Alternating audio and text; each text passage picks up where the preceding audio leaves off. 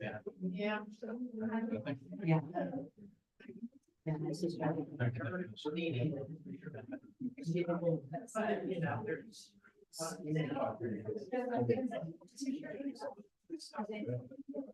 Yeah.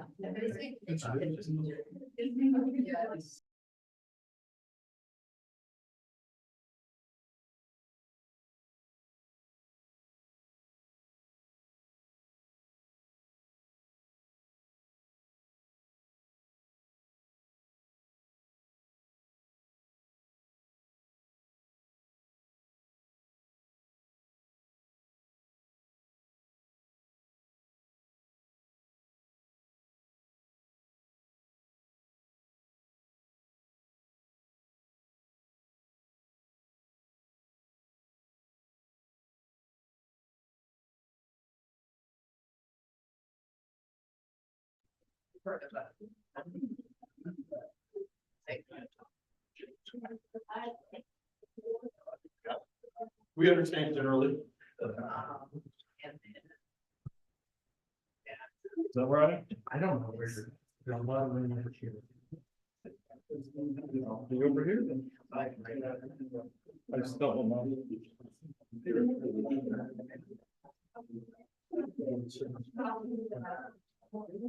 It's kind of.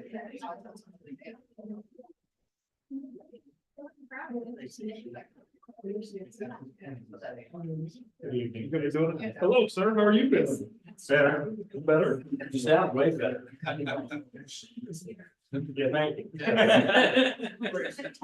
Well, I tell you what, a week ago I had foot surgery. And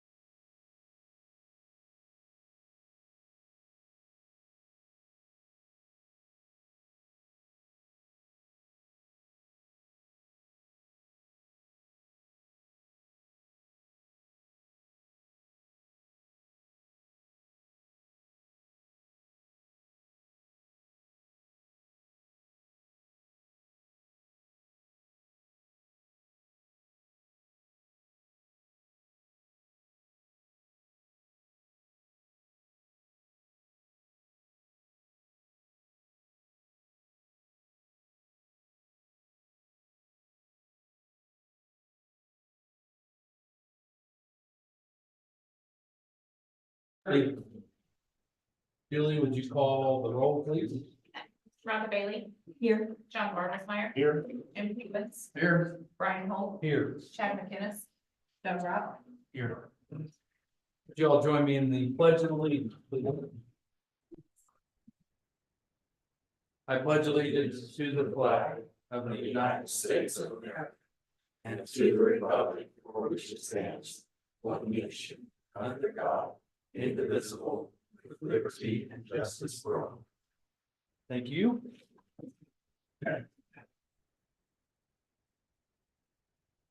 Have some brief comments from the chair tonight. First of all, I'd like to recognize some special guests we have in attendance. The Fort Scott Community College men's and women's track team went to the Region 6 indoor meet. The men took first in the conference. The women took second in the conference. Both teams placed third in the region, and Coach Philip Redrick was voted men's coach of the year. So, Coach, would you like to bring your athletes forward?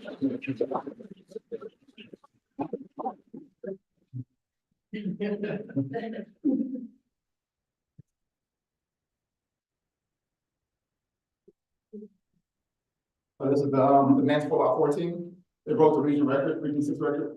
Which has been held for, Region 6 has been going on for 58 years. And so we have the past team history of, Region 6. That's outstanding. How fast is that? 311 is the 11th best time in the nation, I mean, in history of junior college. Wow. Great So job. tell them what you told me yesterday about your number 2 or 3 runner. The number 2. Was one of them slacking a little Oh, bit? he was playing around. The Corey was playing around, and then he slingshot at the end and opened up the gap, and then the rest is history. So probably around here, That's the part I wanted you to Yes, hear. sir. Was Yes, sir. it could have been faster. Could have been fast. We got the nationals, and hopefully we can be all Americans and win the national championship.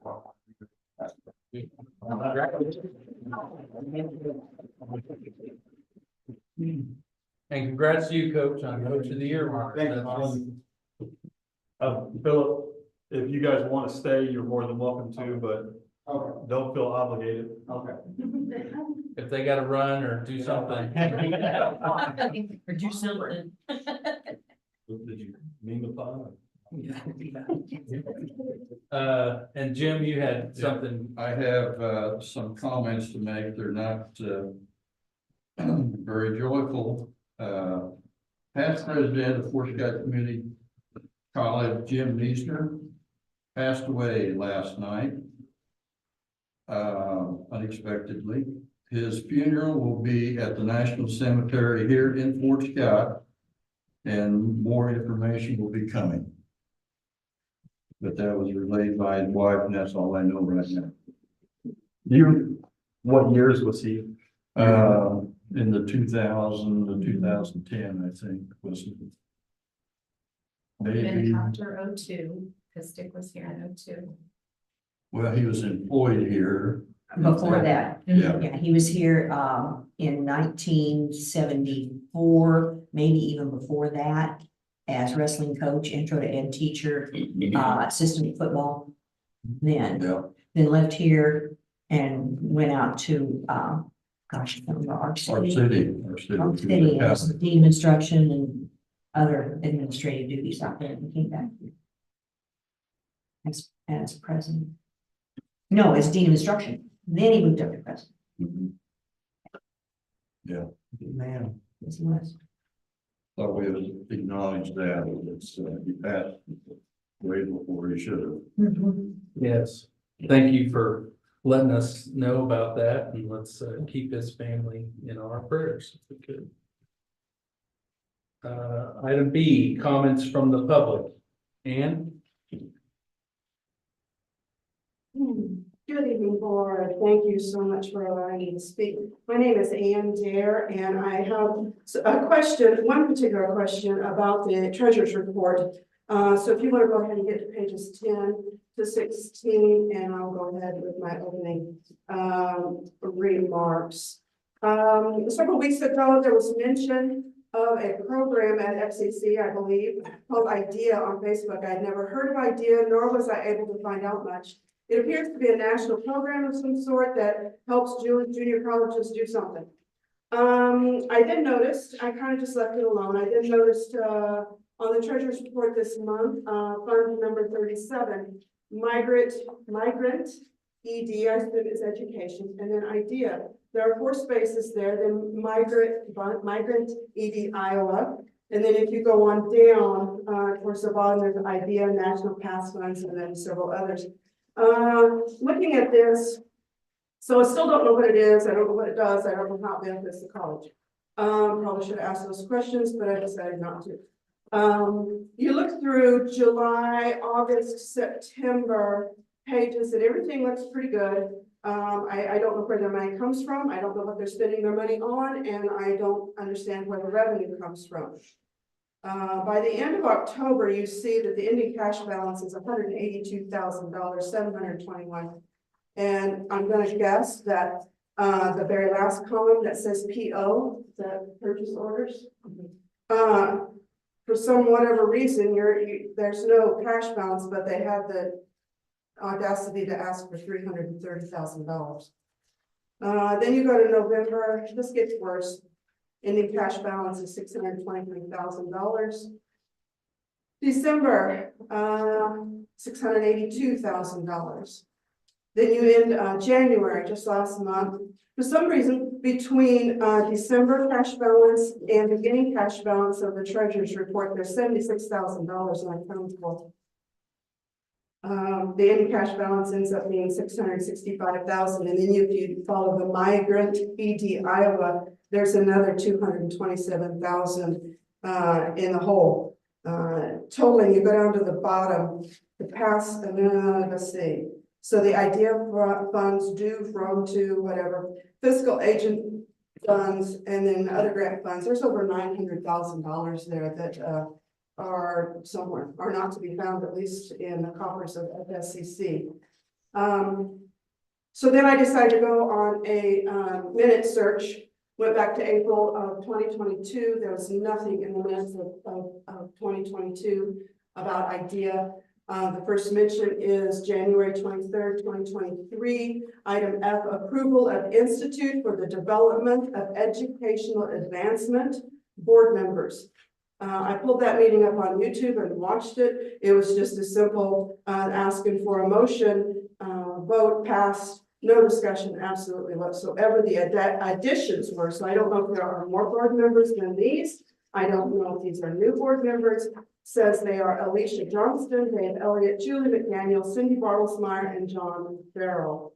There has been also no discussion, no mention, no report from January 2023 until now about what IDEA is, what it does for the college, if it's beneficial. My feelings are that if you're $900,000 or at least $800,000 behind in any sort of fund, that this group needs to go away and go away fast. So, second month here, I appreciated last January's meeting. You all asked questions, good questions, and I so appreciated seeing that. So something else that I hope is dug into, I hope is somehow settled in your minds that it either needs to go forward or not. I will also say that you have a community behind you, supporting you, doing what they can and willing and ready to do what they can to see that Fort Scott Community College goes forward. Thank you very much. Thank you, Ann.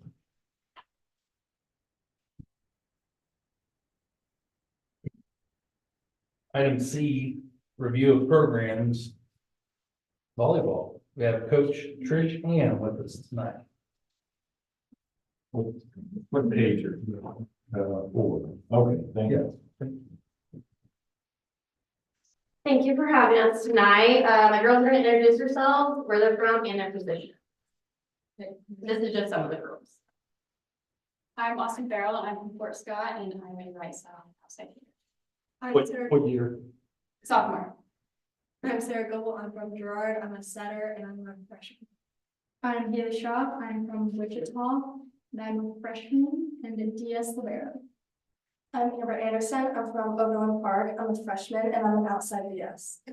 I'm Sydney Johnson. I'm from Wichita also, and I'm a middle hitter and I'm a freshman. I'm Mackenzie Boyer. I'm a DS Libero sophomore. I'm from Fort Scott. Sorry. I'm Tess Winter. I'm from Wichita also. I'm a sophomore and a middle hitter. And like I said, these are just some of the girls. So one of that would like to come in. Okay. Maybe you have a fall together total. What is it, 13, I believe, 13 girls? When you say Wichita, what schools from Wichita, what school from Overland Park? We know Girard. We went to Circle. Yeah, Circle. I went to Clearwater. Where? Clearwater. Fairwater, okay. The Overland Park one? I went to Blue Valley West. St. James Academy beat you. There was. Sorry. I was there.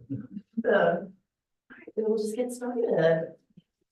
So just a little season review. When I first got here in 2022, I did recruit any of the sophomores. And our record was 6 and 22, our conference 2 and 7, and we played in 28 matches, which is quite a bit for girls. Then in the next following year, 23-24, this year, we went 13 and 16, which is a great improvement because of who I recruited. Conference 4 and 6 and matches 29. So we only added 1 match. This was the first year within 3 years that we made playoffs, which is a big accomplishment. We were, I believe, 8th. So big accomplishment. I give a lot of credit to these girls. They did a wonderful job at it. Our GPA in 2022, our full GPA was 3.78 and our spring was 3.80. 23, 3.72. We were the highest among all the sports teams, and spring, I'm assuming our GPA will go up because these girls have at least 15 credit hours each that they take in the fall and spring. We obtain the GPA by an hour study hall every single day in the fall. During spring, I am a little more lenient. I try to let them be more college kids at that point. Again, I try to be. But I do grade checks and everything, and I check in on them. So I do keep the grades up. Any questions? Do you guys want to comment on the GPA? We did great. The numbers show. Yeah. Good. And all these girls stay where? A couple of us stay at home, Oh, like the girls okay. that live in Fort Scott. So, raise a hand to stay at home. She lives in Burlington, which is, Yeah. Okay. and then the rest stay in Garris. Yours. So a little bit about our community service. We did the welcome back to students for the first day of school at the middle school. That was the one where they're all hunched down and everything. We line judge at the high school, which we all enjoy watching and participating and just helping out the community. We do Green Bush Day. We serve food. We did face painting, tractor pull. That is where Sarah and I are originally from. So we like to give back to that. We helped with the trunk or treat. It was awfully cold this year, or else I'd show what they all wore. We plan on doing the spring kids fair, and then we are doing the baseball gate. This is just a few things that we do. Actually just in fall, and then in the springtime, since we have more time, I plan on doing more events. So if you have any community service that you'd like to do, please reach out. My girls would love to help. Love all the smiles, every picture. Yes. Good time. Yes. With our recruiting, right now we have 4 sophomores coming back. What I'm saying to all my recruits coming in, you find out you are a student athlete whenever you come. You know, you like the grind, you like the grit, and you will stick with it. So we have 4 coming back that appreciate it and like it, and I appreciate them trusting me with it. We have 5 committed right now for freshmen. We have 2 offers out, and we have 2 more visiting actually within this week and next week, and we will be offering them. From where are these girls? All but 1 are from Texas. Mm. So we have a lot of Kansas girls coming, which is great. Oh, the ones that are coming in are all Kansas? About all Kansas. It's more than half of Kansas. So I heard it the other way. I heard, Yes. yeah, I heard it the other way, all coming from Texas. No, Yeah. all but 1 all but 1. Yes. is our Kansas girls. Mhm. Yeah, great. I find that there are little gems in Kansas, so I try to. And what? Any comments on the crew? Do you like the girls at Evergreen? Just so far, every girl we've given you first drive. Nice. That was great. It's important to, yeah, yes, yes, it is. Yeah. Difficult, but it's important. Yes, I always try to have 1 of the girls or 2 of them show the girls around, get their perspective of it because. Yeah. They're going through it. I'm just here to guide them. Great. So our accomplishments this year, we hosted our first home tournament in 5 years. Obviously we had our bumps, but next year I plan on hopefully smoothing all that out. We were nationally ranked for our team GPA. We were top 4 within the nation with our team GPA. We created a culture within the program since I've been back. We have improved our overall record, made playoffs for the first time in 4 years, and we hosted a camp in the first time in 5 years. And I plan on improving each year. You said since you've been back. So I played under Lindsay Hill in 2015. Okay. And then I came back in 2022. Yeah, you were actually my English teacher. Yes. Yes. She did good. Good. Yes. Yes, that was amazing. So our future goals, make playoffs, be the top 5, be top 3 nationally ranked within the classroom. My goal is to have 17 and 10. I'm very practical with our record and where we will be at for next year. Have a culture that lives on and host more camps. So that is our goal. Girls, would you like to give a comment about the program? Yeah, let me please give a comment. Love your coach. Well, being a sophomore, I will say like this year I saw big strides and improvement, and I think that as it goes on, we'll get even better.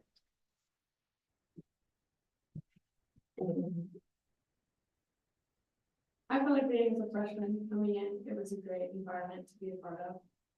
So, yeah, very good. I'm super excited to come back. It's gonna be a good year next year. Excited to see where we go. Any questions from the board? Any from the girls and the tips? Yes, how can we help you? As a board, what can, is there, I know attending, Yeah, but what can we do? just attending, whenever we have camps out, spread the word about, whenever we do fundraisers, the girls don't like to get out very often, which is fine. But, community service, just letting us know, helping us out, so we can go out in the community. I kind of plan on doing like hopefully a pancake fundraiser during our pre-season, so. And so can we help you with that? Yes, absolutely, you can come in, help. That's the kind of thing that, yeah, good. Are you volunteering to flip flapjack? You betcha. Absolutely, early morning. Some of them may have real. But yeah, I think this is something that would be fun to do and get to know them. I miss students, and so doing things like this would be a way of supporting you. And besides, we can sit in the stands and watch all we want to, which is great. But actually getting out there with issues that you have, such as fundraisers and things. Yeah, we don't do a whole lot just because they've done a great job within the fundraisers that we do. We do t-shirt fundraisers. We actually do concessions for basketball, and that's actually a pretty good money maker. But buy some popcorn. But they do really well with their fundraisers, so we don't have to fundraise too much, but they do a great job. Camps, anything we do for camps? Anything out there? Just spreading the word out. Okay. Yeah, I that was think, the big. I think having a lot of girls that aren't from Fort Scott, it's kind of difficult to like go out and sell things and like put stuff everywhere because you just don't have many connections. So I think having you guys like reach out to like the high school and the middle school to tell people about the camps would make more people attend.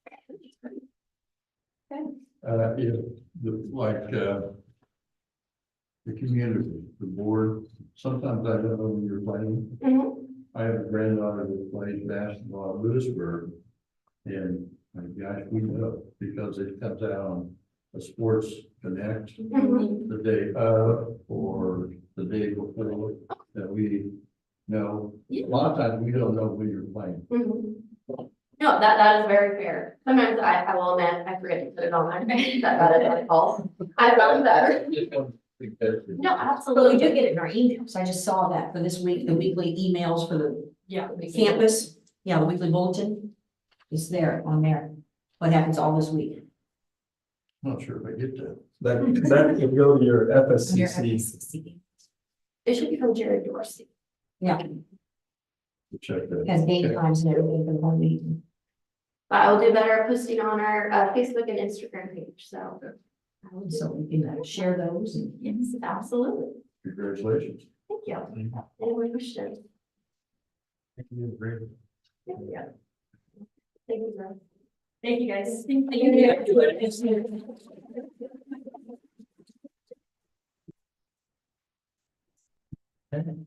I like the review of programs. It's very helpful. Next item is the consent agenda, starting on page 5. Got item A, approval of agenda, item B, approval of minutes, item C, approval of treasurer's reports, bills and claims, item D, ratification of contracts, item E, approval of personnel actions, and item F, approval of Gordon Parks Center policy revision. I just had a couple of things, when I was looking through here. Did you want to talk about something? Yes, I saw some things Two too. lines further down. I thought we had, discontinued Pittsburgh Cosmo. We have discontinued Cosmo, but we have one class there that's high school seniors that are still running through. So they'll finish in May, and then we'll be done with that. Is it? Yeah, Is that correct? it's a 2-semester program, John, that's what it is, so we are phasing it out, so we didn't start the new semester for them, in January. We are just letting them complete their second semester over there in the community. Okay, that was my only question about that. I just had some questions here. You actually had it highlighted, Johnson Control. Is that pest control or what is that? No, it's your fire alarm monitoring. That is something we will want to put out. There's a component of monitoring, and then you have inspections that you have to do semi-annually or annually, like your hood and stuff. That is something that we'll need to have an RFP put out, which pays substantially. Really expensive. Yeah, I was shocked because it's a lot more expensive than the district. Yes. Then I just had,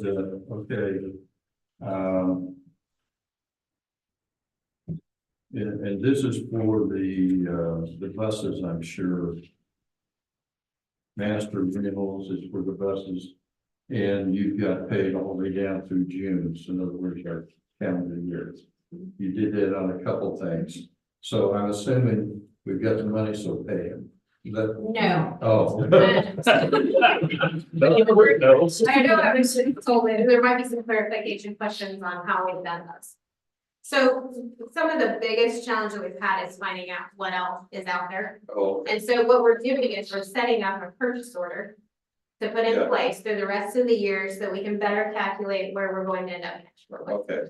And so, that's where, again, this is different for me, because at the district, we always approved bills, like we approved the checks that were going out.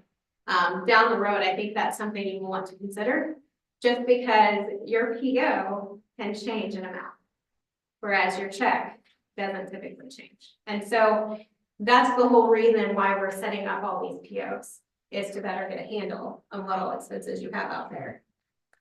So to get you better information to make decisions. Okay.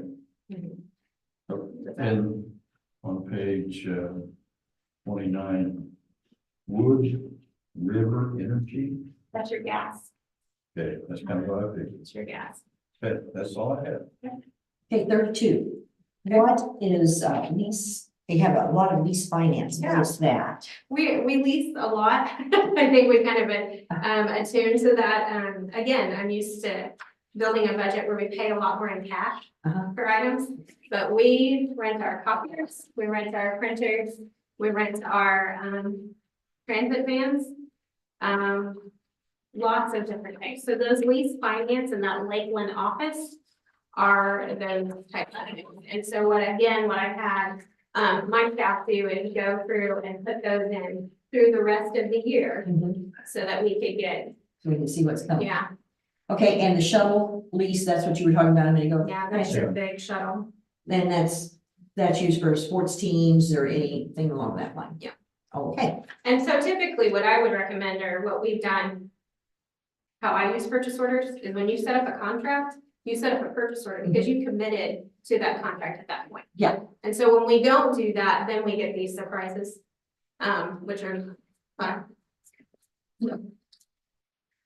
That's the way to say it, but. So you will see a lot of that. There are a couple of rentals that you can't set up, or you can, but, for example, your payola lease that you have, we've set up the base rent through June. But you also pay on top of that your electric and your, property tax at that location. So there's some of that goes into it. And I did want to start providing to you, the reason why the POs is added onto there is so that you get better information. When you're looking at your cash balances, the only thing that's hitting your treasurer's report are when you issue checks. Okay. So if you don't look at what you have outside there and committed in POs, then you're not looking at what you truly have in finances.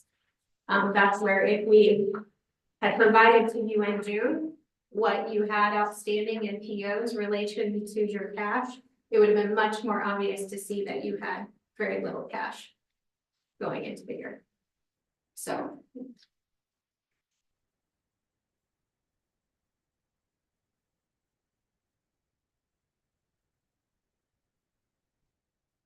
Any other questions for Gina?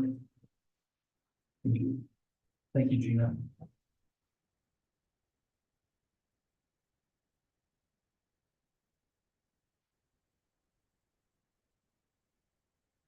Do you have any other comments or questions, or we would entertain a motion to approve the consent agenda?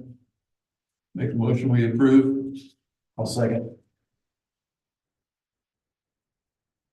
Julie, would you call? Haley, Yes. Bartlesmeyer, Yes. Hewens, Yes. Holt, Yes. McInnes, Rob. Yeah. All right, discussion items, it starts on page 50. Item A, first reading of policies. We have the board member conflicts of interest, board meeting rules of order, employee tuition scholarship. And item 4 under letter A is campus closings due to weather. So basically what we're attempting to do here, my screen just went blank. What we're attempting to do is, update our board manual, our board policy. These were the 4 that I think came out. It stood out in terms of things that we were actually working on and questions. So this was kind of the low hanging fruit. I don't know that there's specifically anything that there is no action that needs to be taken tonight, as this is just the first reading. I would encourage you to review those. If you have questions, you can ask them now if you have them. If not, we can do that next month when we go to approve them. But you can see on the document that we've used the track changes. Julie and I worked through that. Julie McDaniel and I worked through that the other day, and so you'll see what had been stated and then what's been added. And so just gives you some context of how we altered. It looks like it's just a clarification in terminology on most of it, isn't it? For the most part. I think the biggest change would be on the rules of order, where we've stricken the Robert's Rules of Order and just gone with CASB's recommendations. And the employee tuition scholarship, I would say there's a change there, where typically we would pay per. So by the policy, we only paid scholarship the tuition. It was decided a year or 2 ago that we would also start paying fees, and so we wanted to update that in the policy.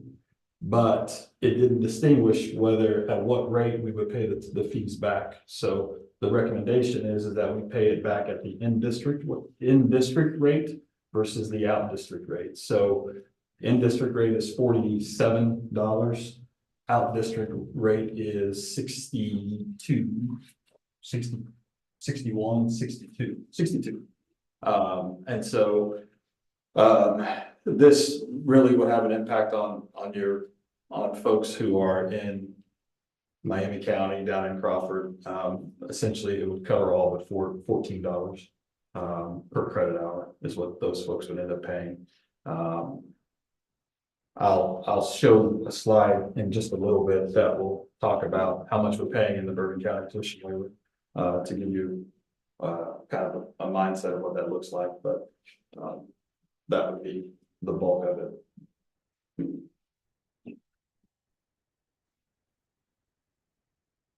Other questions? Moving on to item B, 5-year financial plan. So one of the things that, given our current situation, one of the things that people have asked for is what's your plan? How do we get out of this? What are we looking at? And so through the help with some other presidents here in the state, they shared a copy of their financial plans. And so we have left this blank. I wanted you all to be able to see what it looks like blank. We will, obviously there's some tuition information that's put in there, but by and large, it will remain blank until we do, go start looking at the budget and start doing go through like a budget workshop with the board, and then we'll fill this in. If you'll notice on page 57, sorry. If you'll notice on page 56, it looks at projections. And so I think one of the things that we as an institution need to look at is what is it gonna, what are we expecting to get in tuition and fees as we start to look at years down the road? And what do we think, what's our tax going to look like? And obviously, that's all going to be speculation and just what we hope. But I think this gives us a guide to start from, and then we can make changes as necessary. This doesn't hold us. Just because we fill this out and we say, okay, it's done, it doesn't mean that we don't deviate from that if times call for it. And so I think it's just a good tool for us to use to help start planning. Now we can revise each year depending on our needs or Yep. whatever.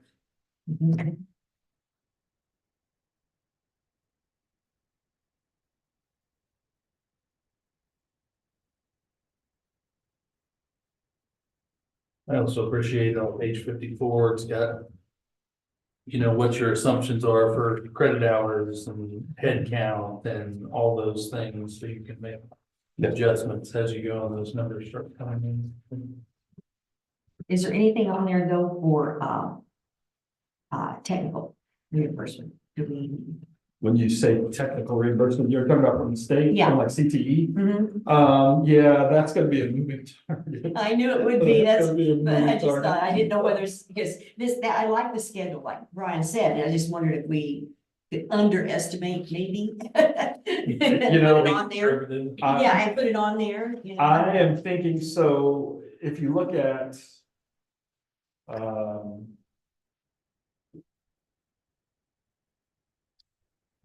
or we just want to leave that as gravy. I think, so if you look at, page 57, there's post-secondary technical Yeah. education, so Yeah. there's the salary, wages, capital. Mhm. And so there's some opportunities there. Mhm. I think for us to try to capture that, some of the vocational, as you get further on down that page, but, yeah, that's gonna be something we have to adjust every year anyway, so. Yeah, But we're gonna do our best to capture that. so not wanting it to be there so that we don't just count on it. Correct. And if you ask Gina, You overestimate your expenses and underestimate. Right, right.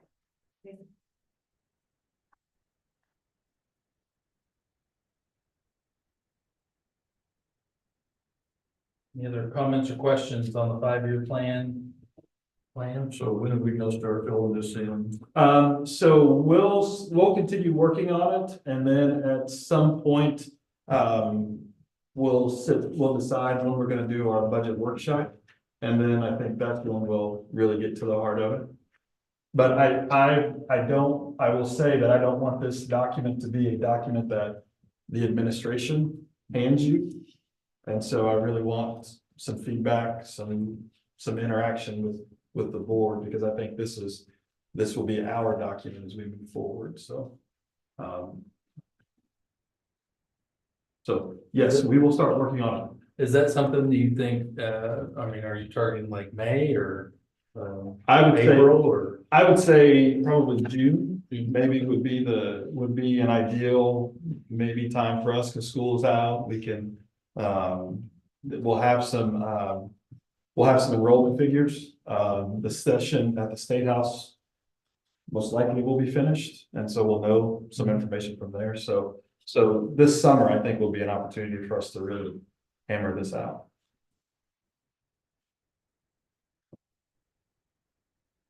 Okay, we're on page 59, item C, 2024-25 academic year fees.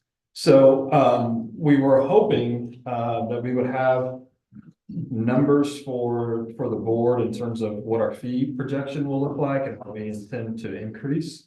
We're still waiting on a couple of outside entities to get back to us in terms of what it's going to cost. And so we're not ready to flush those out for you just yet. I will give you a heads up that I anticipate that the student fee, so we're combining some of the student fees that we currently have. So it's probably easier if I just, so if you go back to page.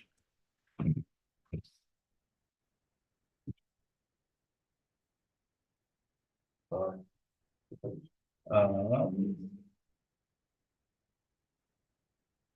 55 maybe. Is that where it says P1, P2? Student fees for credit hour, student fees for increase or decrease. Oh, it's on page 57. If you look in the middle of that, it says student activity. So those fees, so we basically combined student activity fee 2 and into one. General fee, facilities fee, all those are staying the same. I mean, those are still going to be listed in there. Technology and campus security and a special project. Currently, that fee sits at $61. There's probably going to be a $5 increase to that fee. What we're seeing amongst other community colleges in the state is that most everyone is doing a $2 fee increase on their tuition, or $2 fee increase and a $2 tuition increase. And so everyone is increasing their fees anywhere from $3 to $5. We prefer to put it on fees versus increasing the tuition.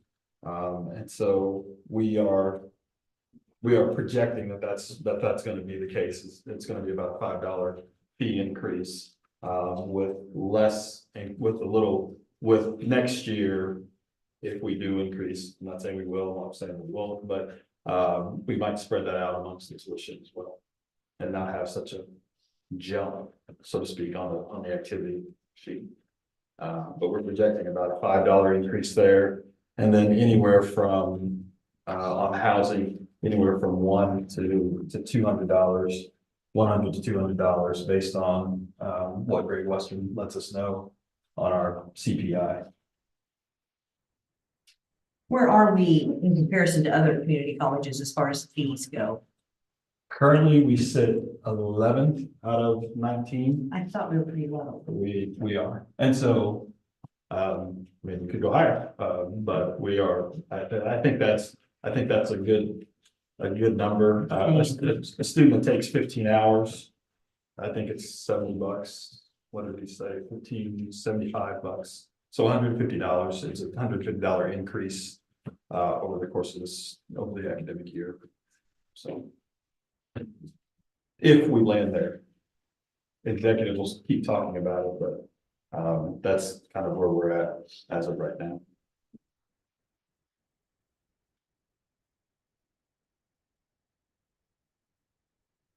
Questions or comments on the fees?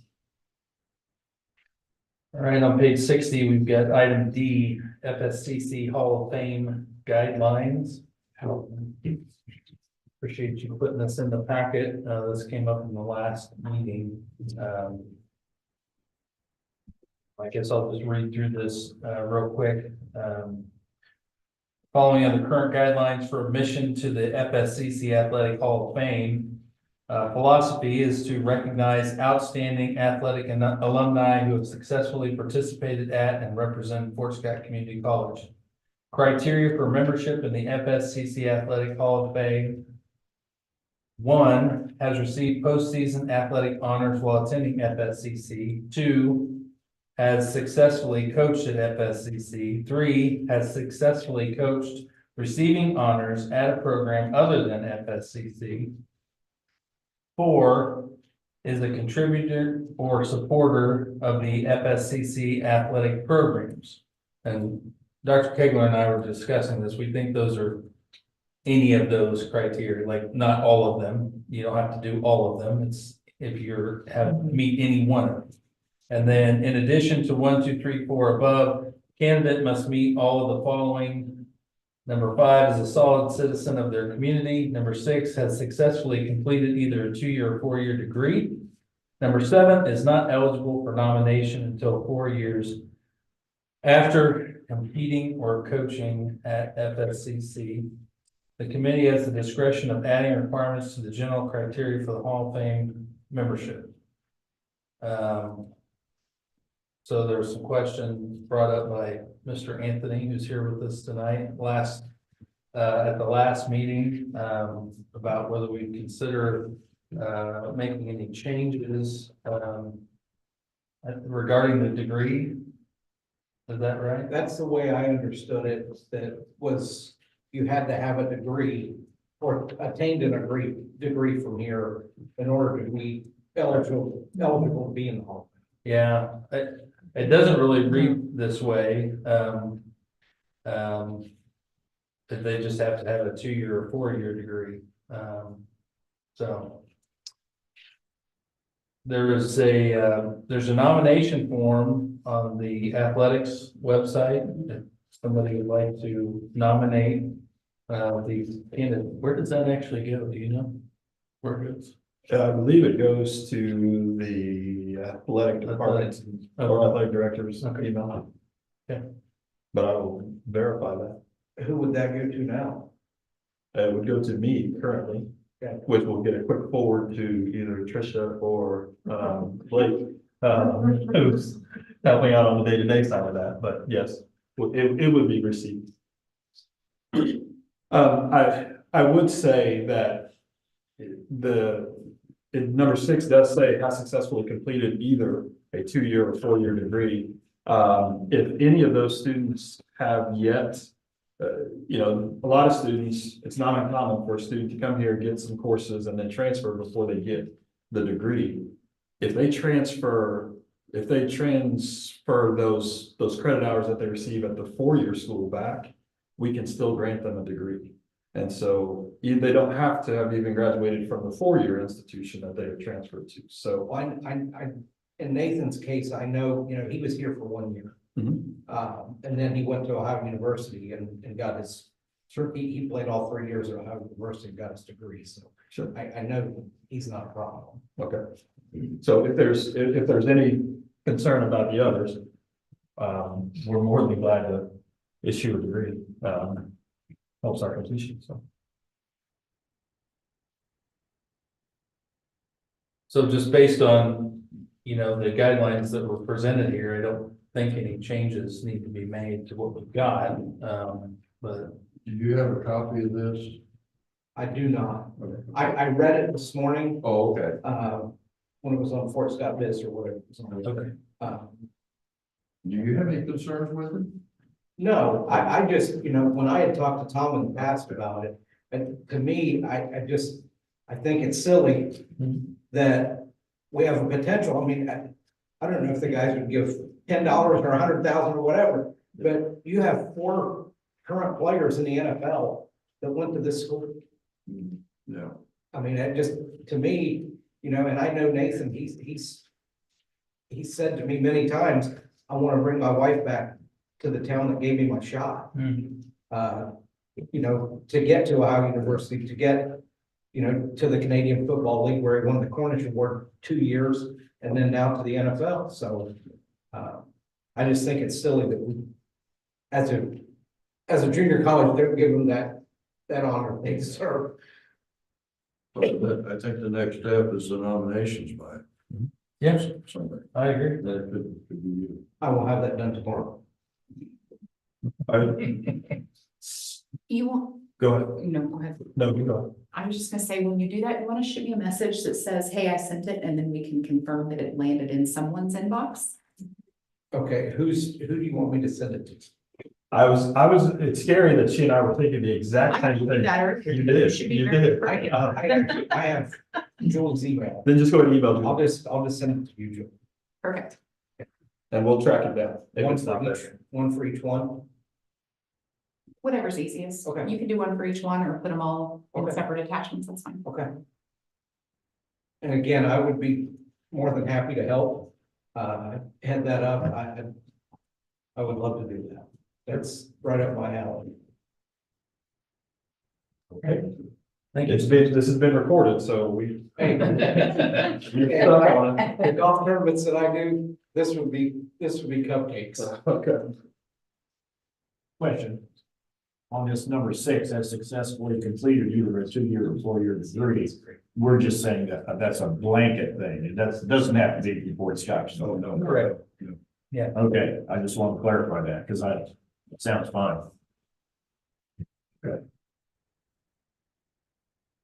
And that's what Dr. Kegler was saying, if they left here before getting a degree from Fort Scott Community College, would they have credits, we called it a reverse transfer. Reverse transfer. We can take those credits and potentially give them a degree from Fort Scott Community College, so. Okay, all right. Okay, moving on to page 61, our action items. Item A, resolution 2024-1, approval of petty cash increase. Background, currently 3,300. I was just gonna say, I totally messed this up. Oh, So the bottom number, instead of 3,500, should be 5,300, oh, right, Gina? Okay. 53. So we're just increasing it by the 2,000 because when we took away credit cards, we're now sending cash for meals. And so this allows us to have that on hand to be able to do that. And because at this time, I'm the only person that can take a check to the bank and cash it. And so some days that works really fine and some days not so much. So this allows us to have that, you know, and then get on our way down the road. I tried to take the check from USD to the bank, but they wouldn't take it from me. I tried to cash it. So what number has been changed? This. the last one.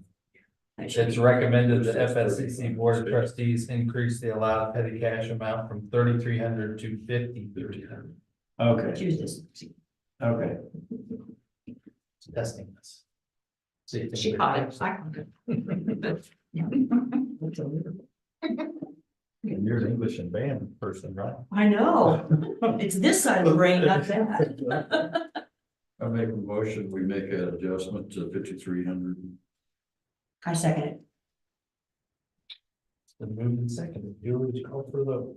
Bartlesmeyer, Yes. Fewens, Yes. Holt, Yes. McInnes, Rob. Yes. Bailey. Yes. All right.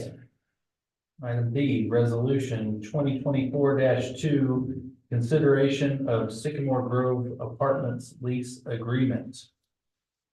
As a measure to maximize fiscal responsibility and resources, FSCC administration has examined capacity of available campus housing, terminating the current lease with Sycamore Grove Apartments at the end of the current agreement is the best financial interest of FSCC. The institution would vacate the property no later than June 30th, 2024. I have a little problem with this, yeah, I'm not saying I'm not against this, but I want some figures because I thought we were pretty well full on campus. And I don't know how many people are in that facility. But So there's 49 people in there, in 49. 49 people living over there, and we have more than 50 openings. And where are those openings at? Those openings are second semester, they're in blue and Greyhound. Typically, we try to fill up gray or blue first in the fall. Well, I have a student that's working for me that's in Greyhound, and he thought it was almost full, so he must not get around very much. No, My question with Greyhound, it's the oldest one that we have, and livability used to be marginal. How is it now? that's one of the struggles that we've had is that our cash has been going to Sycamore instead of using it to update. Yeah. Greyhound. My understanding on Sycamore, when we moved into there, I don't have those figures. I've got 49 people living in there, and they're paying 2,700 per individual, my understanding. 2,700 per semester, 49 people. So how does that play out with what we're paying? My understanding is we were making money off of that. So right now you're paying, I think what is it, $10,860 a month. And the problem is somewhat your scholarships. Because some of those are, Now, I didn't know we was paying scholarships for room and board. We are with our Division Ones, Maybe not total, but Some, at least a portion. but a flat rate, yes. and then 10,860 is just the rent. So on top of that, you're paying your internet, your trash. Well, I just need more, I'm not saying I'm against it, I just need some more figures. Because when we first went into this, it was the other way, we were actually making money off of this. And I think part of it is your supply and demand. You've got supply. So of course they're gonna choose sicker. Here again, I don't know if I'd want to live in Graham. This is what I'm saying. Is there a way that the new people on the board can look at our dorms so we know what we're promoting? Sure. Yeah, good idea. I'd just like to have some more figures. And we've got 3 or 4 months here to make that decision. You actually just have, I think, isn't it till April? Yes. April? You probably, Okay, we have to let them know by April 1 or. okay, Yeah. okay, so we got 2 months. Yeah. And I might visit with you on that, but the 49, that's more than what I thought was actually in there. And is there 2 per room or 3? There's 49 total in heads over there. And so there's a configuration, some are 2, some are 3. Okay. Per apartment. Per apartment, and how many rooms? 18, 20, 20s. There's essentially 2.5 of their buildings, and so I couldn't tell you the amount of rooms we actually have, because some are 2-bedroom, and there's 3 students in those. Oh, okay. And then there's 1-bedroom apartments as well. But we know how much per month we're paying for the whole complex. Okay, very good. What's Greyhound? What's that run a month for per student? Greyhound Hall dormitory is $13.30 per semester. Compared to 2,700 per semester, is that right? Yeah. But and then we have utilities on top of that. You have utilities, you have electric, internet, and trash. And gas. We have gas over at City Park. Like gas. Yeah. Do we have gas? I'm pretty sure I saw. Yeah, it was on your songs. There's like a ton. So that's all. I mean, something we all need to think about. And we also, I mean, it's clean at the end of the year as well. Say that again. We've been paying, well, last year we paid to have it clean. Oh, okay. Oh, okay. Like $5,400, I think, on top of the normal. And that was supposed to increase this semester or this next contract round. It would increase. I'm just like to have some more figures. Sure.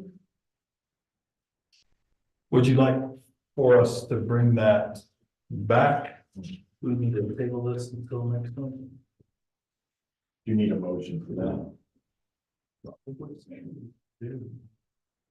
I move we table it until the next meeting. Second. It's been moved and seconded, and as we discuss this, is there a time we could do a tour before the next meeting? Yes. Would you be open to that, Doug? Yeah, I love it. Yeah. You want to see all of them? Well, I'd like to see what we're. Sure. Promoting, yeah. We'll It is really educational. I'm sure. I would like to go through again, so. Yeah, I'm sure. And how many board members can you have at one time? I mean, I can maybe break it up if you have to.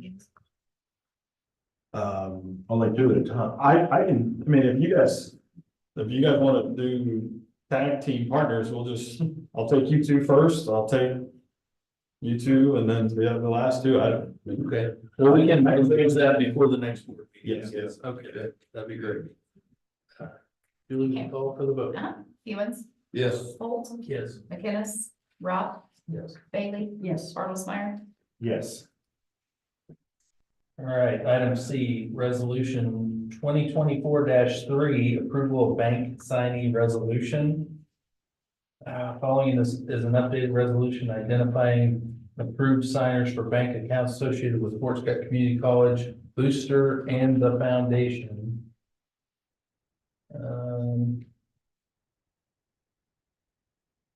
We talked about this last month. Yes, this is the same as it was last month, except for Luke Demko was a signer Gotcha. under a booster account. Okay. The booster account, is that the sports booster accounts? Yeah. Was the secretary doing that before? Who was doing that before? She writes the checks, but you have someone else sign the checks. So the Oh, okay, secretary, it makes sense. yeah, this is like that means control would be that the person who writes the checks can't sign the checks. Okay. And is it the first person underneath each one that writes them, that signs them first, I think it's whoever's available. whoever's available? Yeah, and under booster, it's just one signature at this point. So we replaced Luke with Julie. John, just so you know, I think we elected to keep you on the community college's account. Okay, didn't I sign something? Yeah. Not too long ago for that? You'll get another one. Was that? You'll get another Oh, that's fine. I'm sure, I don't mind.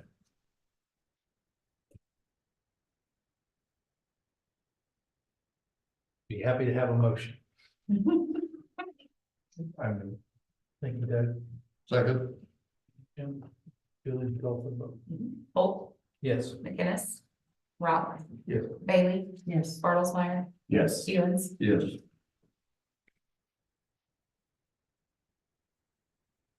Page 65, we're to reports, item A, Higher Learning Commission.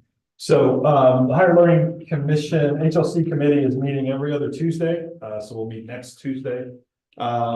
Basically what we're doing at this point is we're reviewing, all the different criterion. I will provide you all with a copy of that if you would like. It'll probably be a digital copy, because it's some 100+ pages.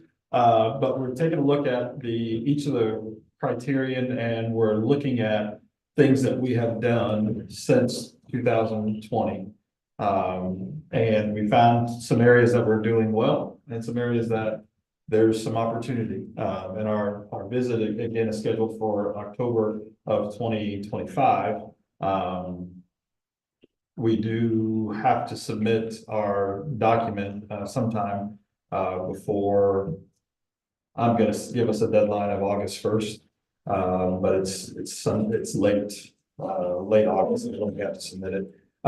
It seems to be going well. I think the process is much more engaging. Typically when these things are done, it's 2 or 3 people huddle up and they figure it out. But what we're doing now is, each of the criterion, there's 5 criterion, and we've assigned each of the criterion to an individual, and then they're rallying the troops and they're working on it. And we're noticing where some gaps lie, but those gaps are opportunities to fix this. And so we made it through the first 3 criterion. We're working on criterion 4, which would be Sonia's. She's up next week and she's so excited. Look at her. She's smiling. Since then, so it's not gonna be as painful, I think.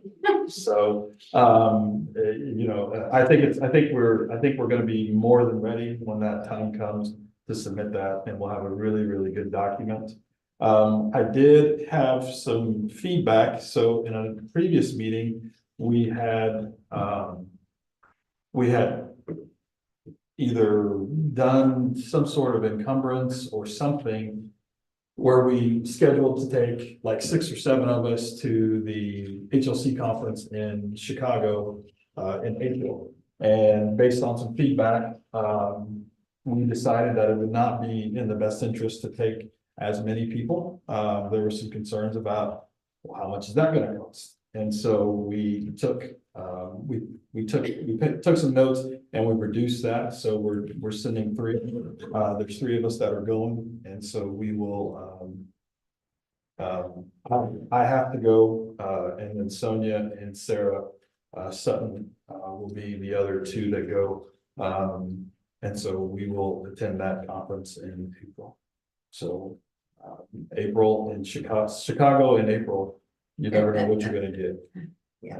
Most of the time I've been there, we've got snow, so it's not the desert palms or anything. No, Windy City. Yes, for a reason. So anyway, I'll entertain any questions about that process if you guys have any.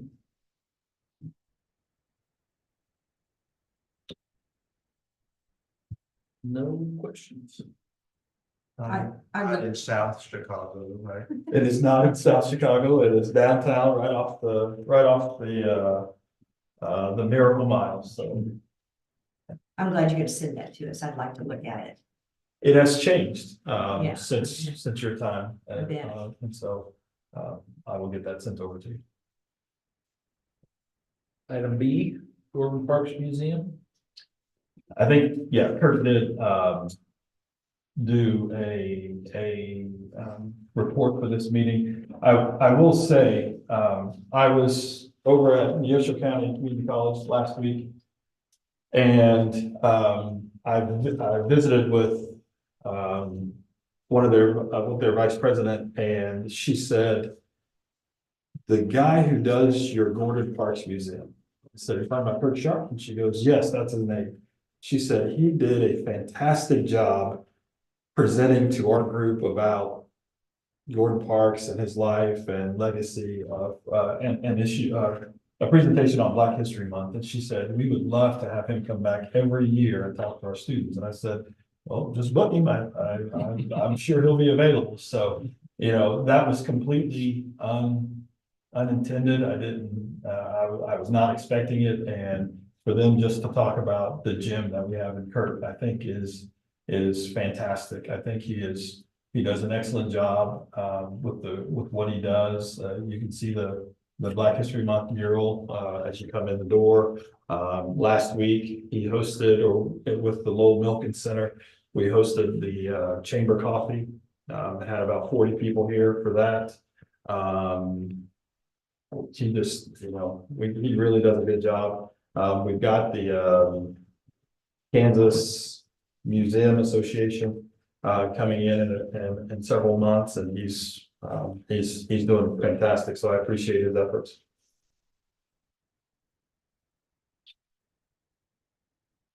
Item C is the foundation. So we don't really have a report from the foundation this month. All right, moving on. Item D, administration. Okay, I'll go first.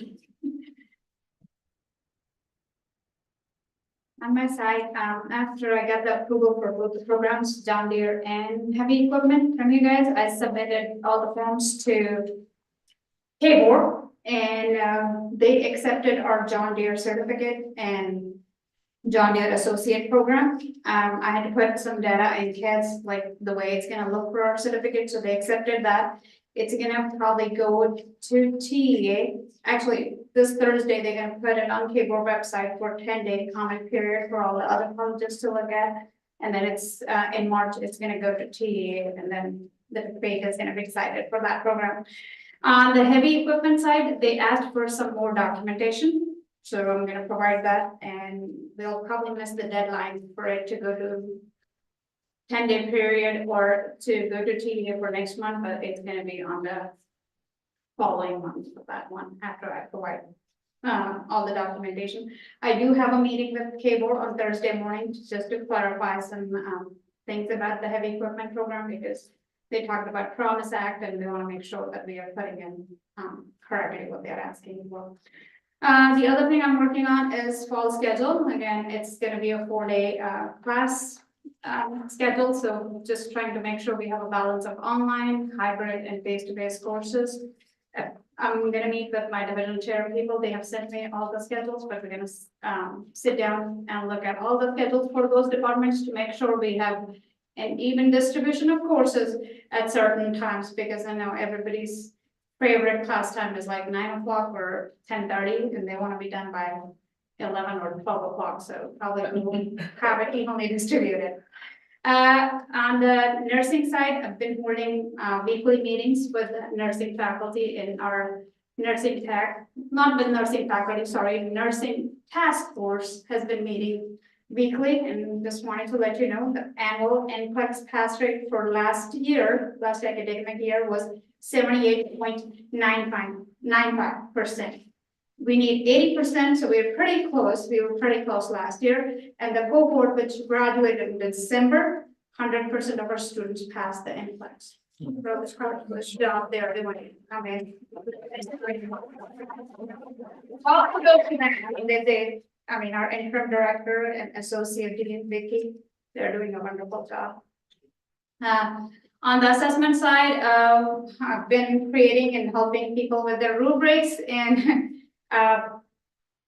alignments. That's what has been going on. As soon as I know Ms. Bailey remembers, as soon as the semester is done, we go ahead and do that, and they've been putting in their data. We also collected the data for institutional outcomes. We do it after every semester, but usually when we publish the report, it is at the end of academic year. So we just look at the data semesterly, but then it's published at the end of the academic year. All the previous reports we have done, they are on our website. So if you want to go check it out, it's under assessment page. We have institutional, co-curricular, and our gen ed data and reports on that page. We're also updating our course descriptions because catalog is up for, we review our catalog every academic year. So in summer, we review it. So everything is being looked at from the division chair people, and want to make sure everything is correct. And we're going to keep putting that information in the catalog for the next academic year. I also collaborated with Fort Scott High School on articulation agreement. They wanted some ag and business classes articulated, so we did that. And hopefully they're happy about it. Also completed the comprehensive local need assessment form that is necessary for our career and technical education programs. We have to do it every 2 years, and then it's good for 2 years, and then we have to look at our local needs assessment and we have to revise it. So we just got done. We are part of the consortium, and we just got done revising our program and the form. And Ben did a tremendous job on that one. So, and then lastly, I've been working on criteria, HLC criteria 4 because I'm the chair of that one. You guys have any questions for me? Thank you, Sonia.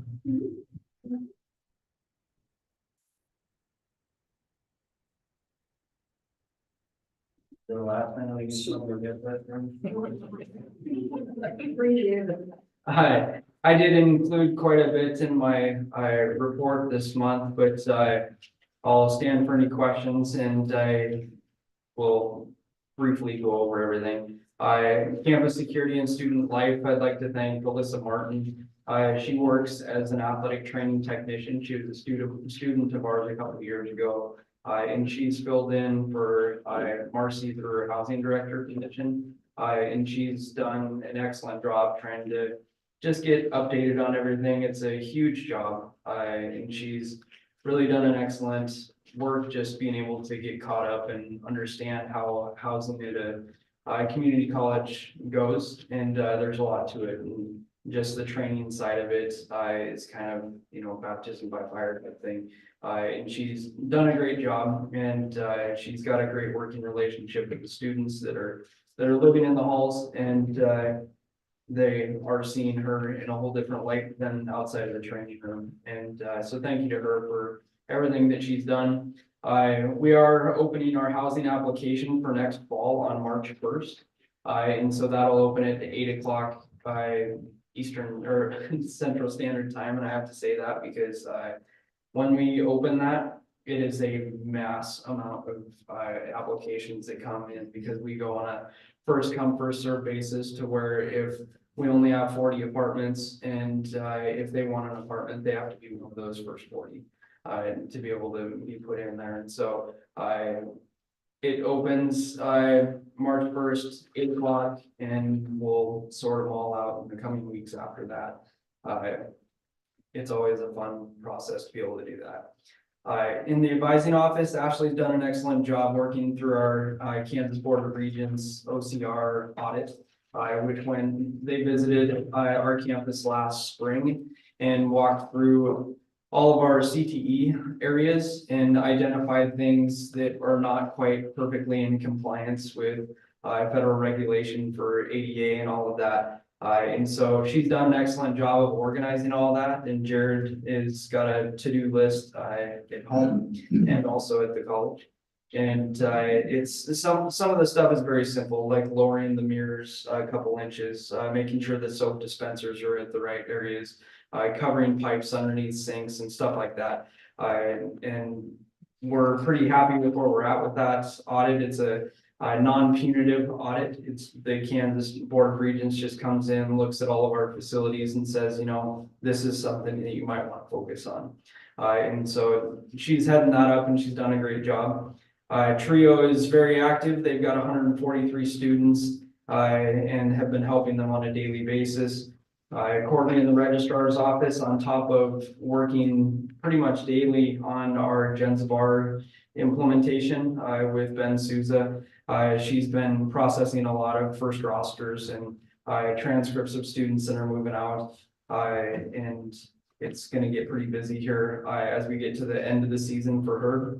And same thing with Ashley in the advising office. They're about to get very busy with the start of we're anticipating that the schedule for fall and summer will be just for fall, will be released in mid-March. And so as soon as that releases, it's the same thing as our applications to the housing. There's students all over the place that are trying to get us going. And so in the admissions office, they are out and about trying to get to all their regional schools, hosting tours every single day. In the month of January, we had 177 total applicants, and we've had 24 campus tours in February so far. So that's up. We're looking good there, and they're very active on a daily basis. So if any of you have any questions, I'd be happy to answer. How's the J1 stuff going? It's going very well. They are ahead of implementation on a lot of different areas. It's going to get really busy. We're just about to finish phase 1 of 3. I think there's 3. Jason, do you have any idea? I do not. Okay. One I think of there's X. 3. And the first one is really them finding out about us finding out about them. 2, there's a lot of homework. That's where they give you lists and say, you need to do this. And so we're ahead on our worksheets, being able to send stuff in and give them a pretty good breakdown of who we are as an institution, what data that we need to be moved over. And it's really the next phase of that is the truly heavy lifting across campus.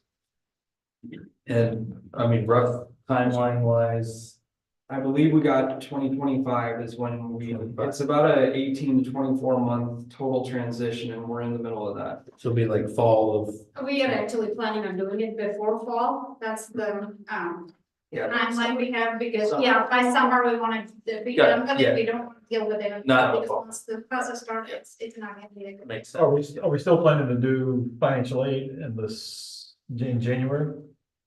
That's what the plan is. January of 25? Yeah. Okay. So That'll be here for you now. Glad you're optimistic. Just kind of have a monkey wrench to throw here that you might have thought of while we were talking. Yeah, here you go. March 1st deadline for residence halls and apartments. What if we choose not to do the apartment? You might have that in mind. That's true. You probably have to. That's something that may be coming up that we'll Yeah, probably you- at least have to figure out the application I've been working on. Because figures have to change as far, and the contracts have the pricing in it, and that's not quite solid yet either. Yeah. And so there will have to be wording in there to say that we ask them to give preferences as Mhm. far as options on. which You don't one they guarantee. want. Right. Okay, good. And so if they say that they all want to be at Sycamore and then Garrison, and both of those, one isn't there and the other one fills up, then they go to their third choice. Okay. And so we'll have to work that out. We got some time to do it. That's a good thing.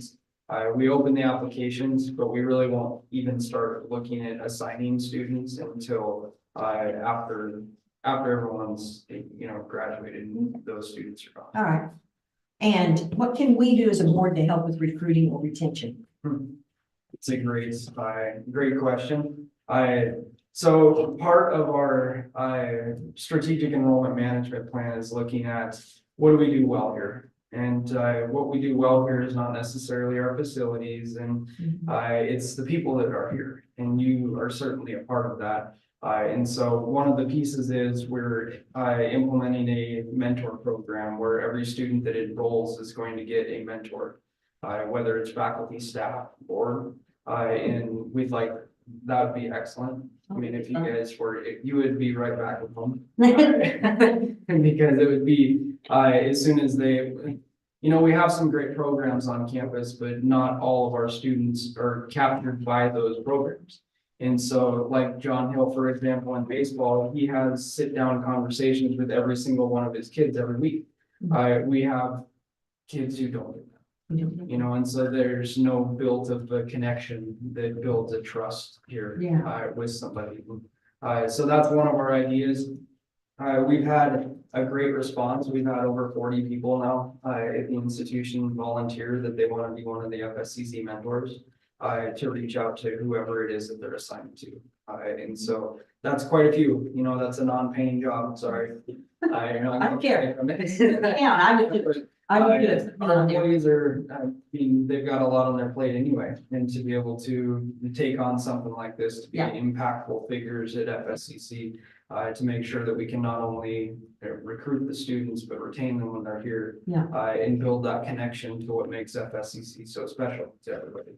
That's what it's all about. We need to be all partnering in everything, so put me down. Gotcha. I might have already had you down, actually. Okay. Okay, thank you. Thanks, Tom.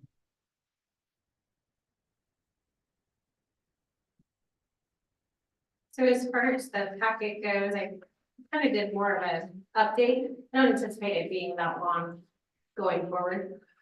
Usually you try to highlight 3 to 5 and that's it.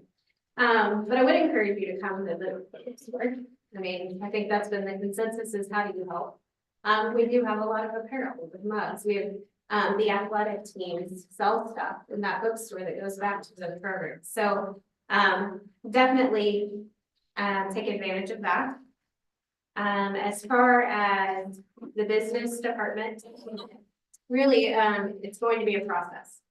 So those kinds of things are changing procedures and practices don't happen overnight, nor does training staff to be able to handle those questions. And so we're really making a concentrated effort on that to somewhat speed up the process. I feel like our month-end closure process is really long. And of course, once that audit closes, then we'll be able to close periods. So just like you're getting treasurer's reports as you go along, the challenge with that is you have those are open periods. And so there can sometimes be things posted into those prior periods when you don't close it in a system like that. So I'm optimistic in that area as far as getting those things a little faster. Even just as simple as not putting things as a journal entry and just setting up a requisition for those things can really speed up your process and your close down. As far as staff-wise on that goes, I think somewhat there was a whole bunch of education done several years ago as far as how to use the DPS system, how to look up account numbers, how to do all of those things in voice. And although that July 1st, 2025 can't get here soon enough, there are some things that we can teach our staff to be able to help themselves. instead of relying so much on calling and asking for a report and that kind of thing. As far as technology, they're always busy. I guess not over financial aid. So financial aid's biggest component right now is that even though the FAFSA is open, it's not going to come to us as an institution for several months. And so that's going to somewhat delay their ability to work ahead. And so there's nothing we can do about that. So we'll just have to adjust to move on. We will process refunds either this week or early next week. And so that is your biggest chunk that will go out. I think right now we're looking at around $400,000 that will get sent back to students. And of course that goes in your community. And so that's where that economic driver impact is of the community colleges. You know, once those bills are paid, then they turn around and they get a refund for extra. And so I think our community definitely benefits from that financial impact to it. Technology, I jumped through the grants. So I do have two quick corrections on the grant section. And some of that is I just should have read it a little bit better, but with HEP, you know, that high school equivalency program, they serve 90 eligible migrant and seasonal farm workers and their immediate families. So they're able to do that and branch out and serve a lot of them just to try to get into that first step. And they have been a 20-year partnership. On Tri-State Camp, they serve a separate subsection of that same population. And they're able to provide some financial assistance, some tuition stipends as far as that goes. And they've been at Fscc for 13 years, not 20 years. So just a slight correction on that. And then as far as technology, Jason has always got something going on. we meet weekly, but we probably don't with each other every single day. We're talking about something that needs to be done or that we're looking at doing. And I'm excited to see what all they do as we move forward. They're going to get very busy with that nursing relocation project. And Jason has some really good ideas on how to workflow that. And so I think that's exciting.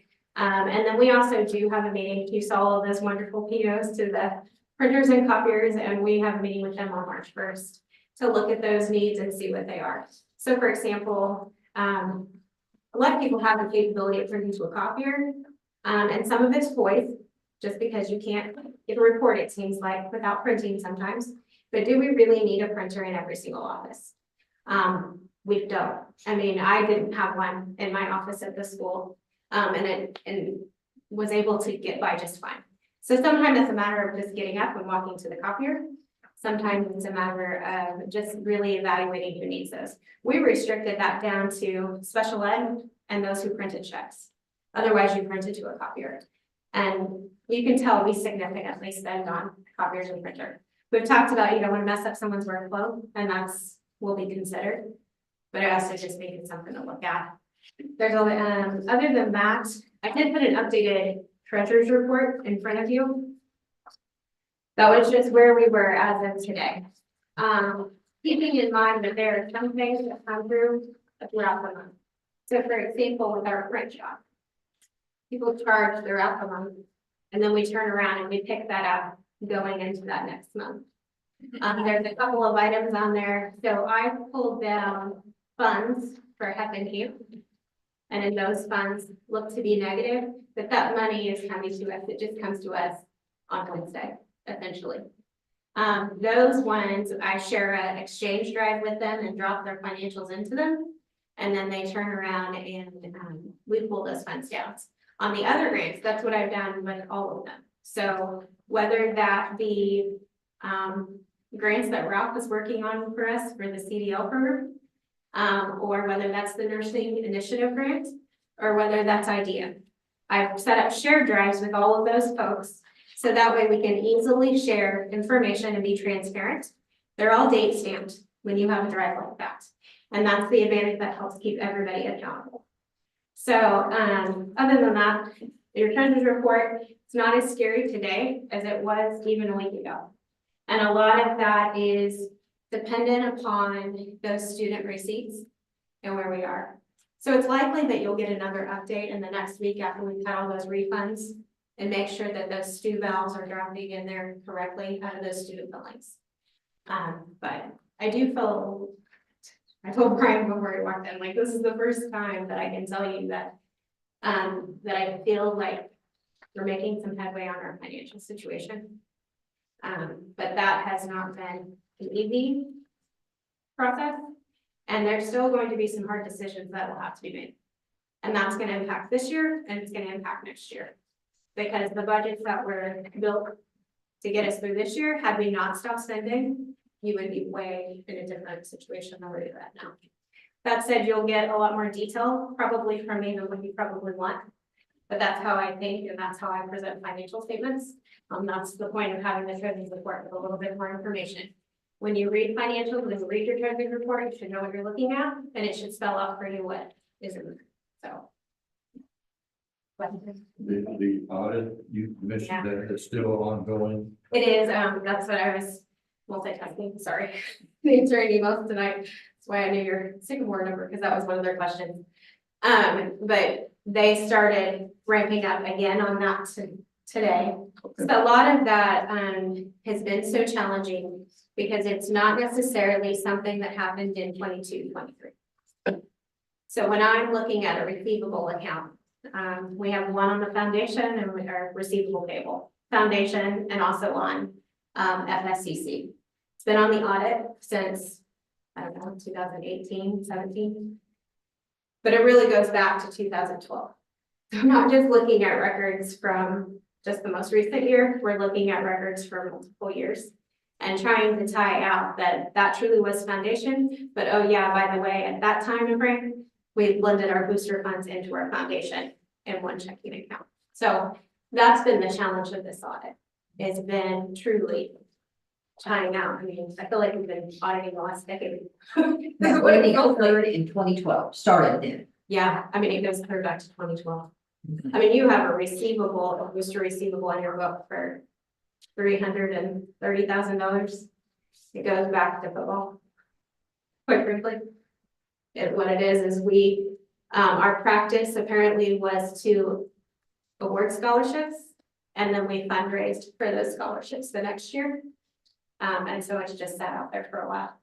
So there will be some decisions, when that audit is provided to you, which I anticipate next month. Well, it's supposed to be $1 in fees to pay on. It was a different one. That was a different situation. Oh, okay. Yeah, a different situation. These are a combination of not just football. I mean, the chunk of it's football, but it could be summer programs. It could be just a variety of different athletic programs. So, but I expect them to be at the March meeting. We have to file our audit with financial aid by March 31st. So it's important that it gets done in time. And I need it for some iPads for the glory of that. So what you were just talking about is that we still owe money for the football program. It's not just, it was scholarships that we awarded as allowed the coaches to award at the institution level that were supposed to be fundraised for the next year and then would come back. Well, those never got. Yeah. And it could have been that they didn't get billed. I mean, you guys have had a lot of transition, both in your foundation office and in your financial office. And anytime you have transition, that is one of the costs of that. If things get missed or lost or unfortunately.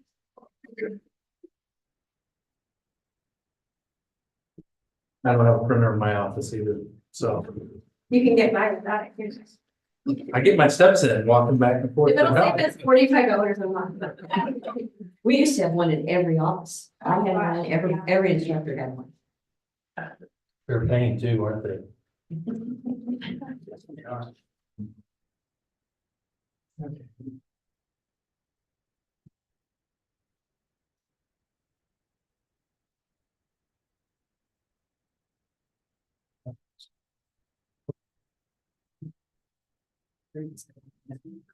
Yes, let's try.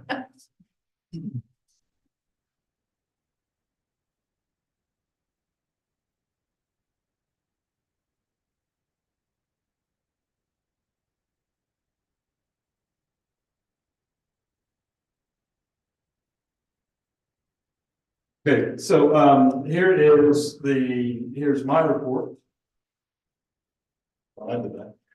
Here's my report for this month. We always start out with the enrollment numbers. You can see that at this point, we are still decreasing, not decreasing, but we're still in a decrease. We're holding steady at 6.56.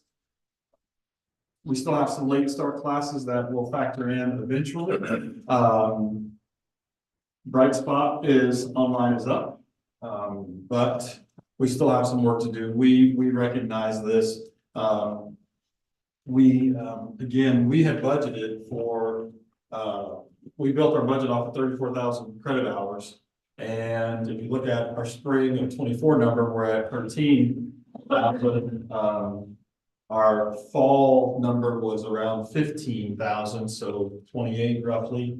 So we're 6,000 off of that mark.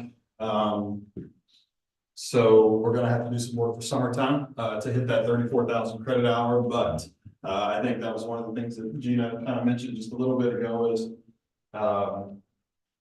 what'd you say? Underestimate revenues and overestimate. There you go. She says it better than I do. So we're gonna underestimate that to see if we can try to balance it. But these are, again, these numbers are, most everyone in the state is again anywhere, is typically flat to maybe 1% down. So we've got some work to do to catch up, but I'm optimistic with the new programs that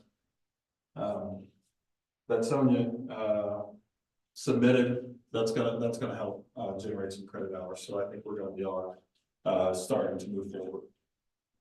So scholarships, there was a lot of conversations at the last meeting about our scholarships and how those operate. So I will kind of walk you through, and some of this goes back to. Sorry. No, that's all right. Again, I thought I did it, so you could have said, hey, you did that, and it would have been fine. I would have known the difference. So want to look at our scholarships. Currently, academic scholarships, based on the way that we are doing this year, we are offering a total of $775,000 worth of academic scholarships. What we have decided is that we would basically remove the out-of-state, and I can't touch that, right? Because it is a touch screen. Yes. Okay, so I better get back from it. You can swipe left or right to change the slides, but. I won't do that. I'll just stay my distance. We've removed the out-of-state component of those scholarships with the exception. So we've reworked those. That number is going to go down drastically, but I want you to pay particularly close attention to the Bourbon County tuition waiver. Right now, we are providing $104,622 is what we're basically offering in scholarships for Bourbon County students.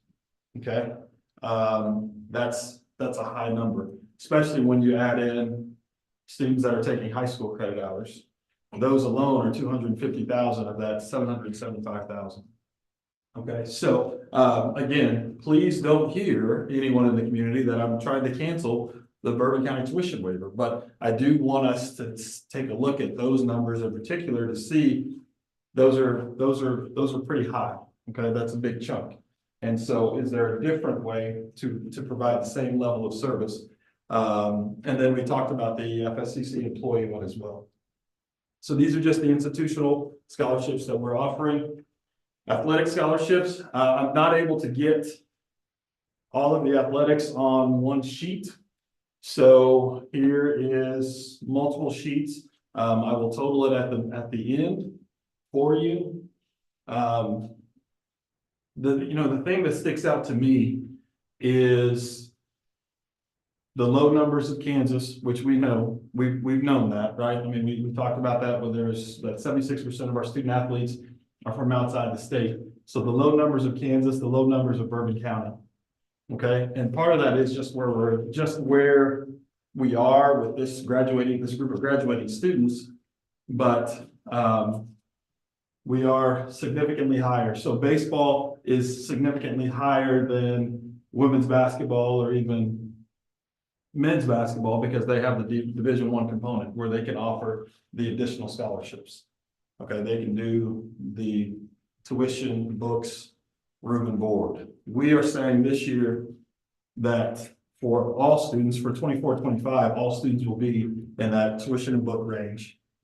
You can see men's track significantly higher, women's track significantly higher, Division I sports. Okay. All of that totals $874,000 that we've offered, or that we would have the opportunity to award if a student took. And basically, this is based on if a student took 18 hours. We know students don't always take 18 hours, so that's what that total offer is based on. Okay. I had the numbers broken down. I mean, I can tell you how many volleyball students there are, how many there are from in-state. I mean, I can show you all of that, but for this purpose, really, it looks at looking at the total to see what we are spending in scholarships. If you take those two numbers, that's 1.5. Okay, maximum of 1.5 million. Okay, that we are providing. And then if you look at our activity scholarships, 96,660. You know, you look at these scholarships, and all of them are in the first two columns. Okay, there's not a whole lot. There are some that are out of state, but not a whole lot. Okay, and so band, drama, livestock, meets. So sorry, that's why I stood up here, because I could see it. I didn't think that you guys could read it. So just information for you to have. This number is going to go down drastically because of the way we're awarding scholarships. Okay, we are not going to, we're going to set a budget. We're going to set a budget on the Greyhound Advantage. As a matter of fact, yes, we will have the Greyhound Advantage. We won't have the Maroon and Gray, but we're going to set a limit on what some of those can do. We don't need to be offering, that's a lot. Okay. That's an enormous amount on the academic side. So 774, but then when you get to the activity or the athletic, we're at 874. Okay. Nearly $1.6 million is total that we offer. Okay. Division I, we can offer housing. Do we know, let's say baseball or softball, track, do we know each individual one what we are offering as far as housing? So what we're doing on our Division Is is we are offering what they call a flat rate. So we are saying you get this amount. And that amount is anywhere from $1 to, there's one student that's getting $3,500 a semester. And on top of that, what that student is doing is they're going over to get an academic scholarship if they qualify if they have a 2.5 or better. So we've just given them tuition and books plus the $3,500 flat to go to school. And that's really impacted our ability to fund all these scholarships. And that $3,500 is regardless of what they spend. I mean, so if they only enroll in 10 hours or 12 hours, and their housing, so our housing, if they live at the lodge, right? The lodge is $1,700 per semester. So they're pocketing that $1,800 because it's a flat rate. Yeah. Well, I'm curious to know what this housing rates are. Let's say like volleyball, for instance, those girls may not get any housing. They don't get it. Okay. I would like to know who gets housing allowances. So, and the amount. Student do you want to know students or do you want to know programs? Okay. How many students per let's- program? Let's take, softball. Softball They doesn't have have so many students. Softball does not get They're Zero D2. housing. 32. 32, so Volleyball gets zero housing. Right. Track, Yes, yes. they get housing. Uh-huh. But it's not, each student gets the same, some may get zero. Some of the track students may get zero, or athletes may get zero, some may get whatever the coach determines. So we need to get communication taken care of between the issuing of the sports scholarship and with academics and with foundation, don't we? Because is that where some of our breakdown has come? Yes, and I don't know. Yeah. I'm not, Student got paid twice. actually 3 times if they're going to foundation. Yeah, So yes, we've said that there are to be no longer, you can't stack scholarships, so there's no academic scholarship and an athletic scholarship, so that student can't do that. you're saying someone plays volleyball and they get tuition, They get tuition and books for their scholarship, yes. okay? They All right. cannot, they But can, let's say volleyball wanted to save their books, that money, and this person was in choir, could they do that? and get Choir paid scholarship. for the books and volleyball, that's what we used to do to get them involved in more activities. We are just saying it's just tuition and books, you get it, there, we're not. Saying where it divvying came up- from. Yeah, we're not divvying up where it came from or the amounts. So that could still be done. It would, but it wouldn't, because there's one, so for Trish, how many LMIs do you get? 14, so she gets 14 tuition and books. If there's there would be no rationale for her to give one kid tuition and another kid books just to get to 15, because we're just saying you get 15. The rationale is there. As someone that was a band director of the choir, one of the best trumpet players I ever had, I paid his books. He was a rodeoer, and I paid his books, and they paid the tuition. And the kid was super happy to get it that way, because that way they felt, appreciated by both and wanted. You see what I'm saying? Gotcha. So, and if you want to build your other programs like that they're interested in, it happens more often than you think. And I just thought, it's not stacking, it's just spreading it out. Theater and music all the time share. Sure, I guess what I would be looking at is for us, from an accounting standpoint, trying to determine who's paying, is that coming from music, is that coming from athletics? I think that becomes a little bit more difficult, but I We used to be able to do it. I don't know. No, I'm not saying that it's not possible, but I am saying that it is. It's going to be the same money regardless, and so. Yeah, it's the same money, it just comes from a different pot.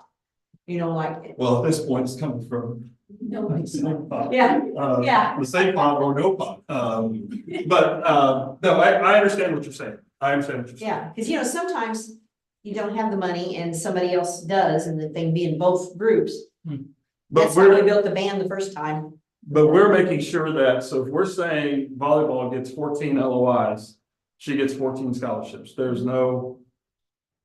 would be, if she wants to divvy, what I have suggested is that they each program get their number of LOIs plus 2 academic scholarships. And then they give it out, they hand that out, however they want to. Okay. So that gets them the 2 extras that they need, but obviously the academic scholarships have to be in-state kids. And so for Trish, that doesn't impact her. And no fees. And no fees, unless, so like softball can provide fees. And if they want to do it, then that is on the coach and the program. That is not on. That would have to come from an activity fund fundraiser. Yes, they would have to fundraise that. That comes from the boosters. So all the track guys that are out of state is not a good thing for us, right? So we gotta. And international. Well, And international. I know. They're paying 2,700 or they're paying 1,330. That goes in the auxiliary fund. Maybe. Not, That's what. those guys are getting, But we don't get anything from the state. Right? We don't. we've got a cost associated with that auxiliary, so that 2,700 goes into the auxiliary, but we're paying 1,700 of that, or 2,200 of that for food for that as student, so now. Well, no, he has, okay. 19 meals per week, that's 1,600 per semester. Then if he's in Greyhound, that's 1,330 per semester, so that's 2,800 per semester for food and lodging. And we are giving that student in some cases 2,000. So we, as an institution, are paying them. Because they're the Division I. So yes, that 2,700, we're paying that ourselves at this point. So the net off of that is 700. See, that's why I don't understand.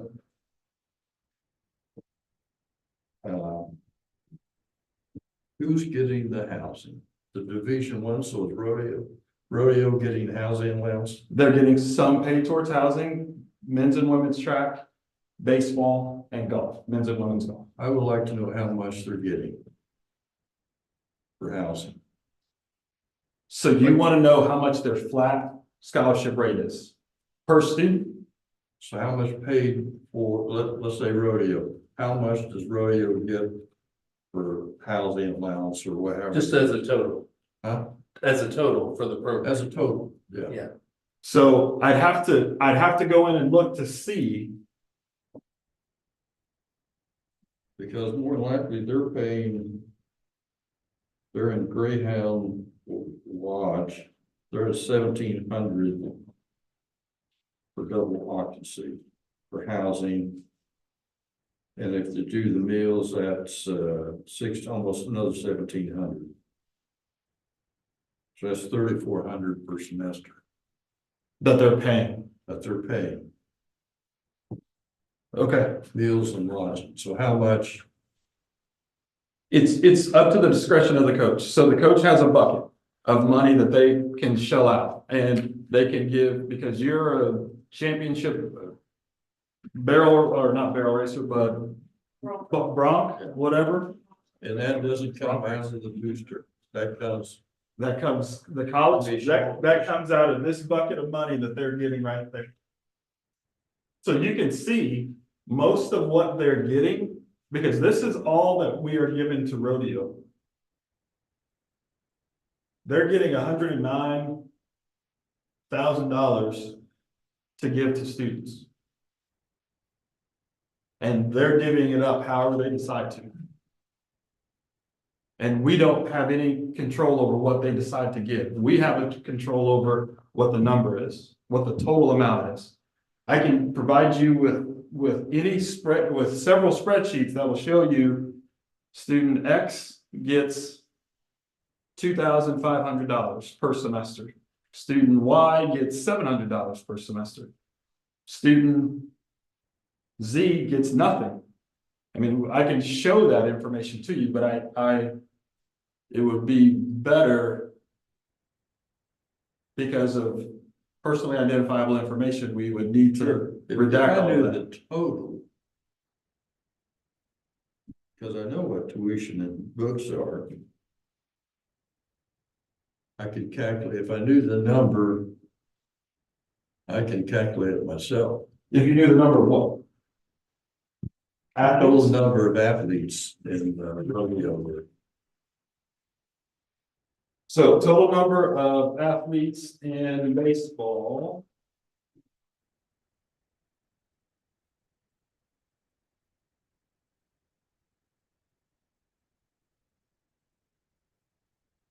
$24.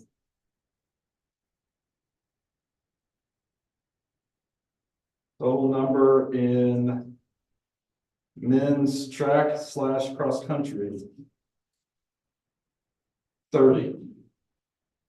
Women's track cross country, 29.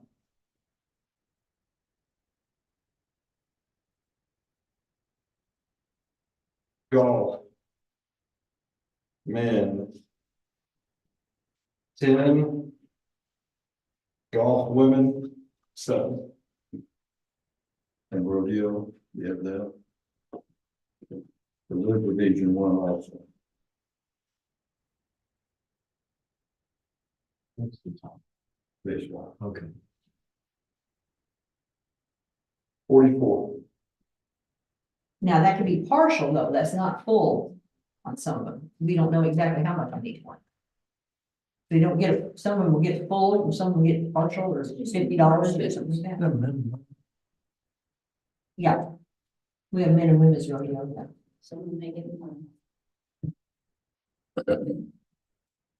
Isn't that right? Am I understanding that correctly? The coach can decide how much to give to each one. Yeah, thank you. What, I guess, help me understand what the question would be so that I can try to help answer or make sure I have the information for you.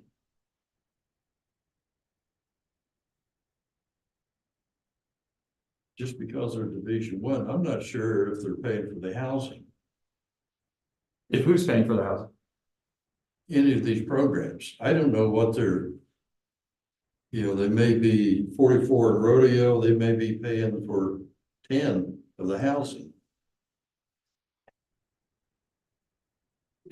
But they are paying books and tuition, more than likely, these 44.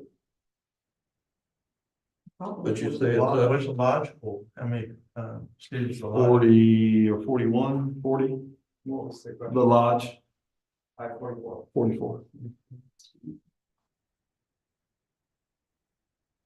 So you want to know how much of this? What I'm trying to figure out is what money we're bringing in. Let's say nobody at Greyhound Lodge out here of the 41 was getting tuition to pay the room and board. So we bring in Greyhound Lodge $1,700 per semester for that student. So 41 times 1,700, is that what we bring in? So basically you're saying if they're Division 1, some of them are getting their room and board paid. Yes. Some of them are getting it paid. So basically what I would have to do is I'd have to get you a list of every student in those particular sports. And we'd have to look, are they on an academic or an institutional scholarship, which there's a high probability that they are. So that's going to take care of their tuition and books. Okay. And then whatever they get from their respective activity, their sport, would then go towards fees and or housing. Some of that is going to be covered in full, some of that is not. But I think it's important to know that there are hard costs associated with those students and their fees, or those students and their housing. So we've got electricity, we've got all of that, and we've got the meal plans that they have to pay for. So when you say, when anyone says, oh, your housing you should be making money off of your housing, that is a true statement. We should be making money off our housing. The problem is that we've scholarshiped so much. Yeah, that's what I'm trying to determine. Because we've always been told Sycamore was paying for itself plus. That's Sycamore, we are scholarshiping every student over maybe one student. So most students at Sycamore, we are paying a minimum of $2,000 per semester to.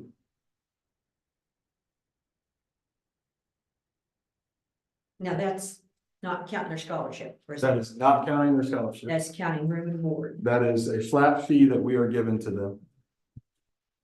And then some of those students go some, I'd have to look at the list and look at the names, but some of those students then go get an academic scholarship. And then we're paying that on top of it.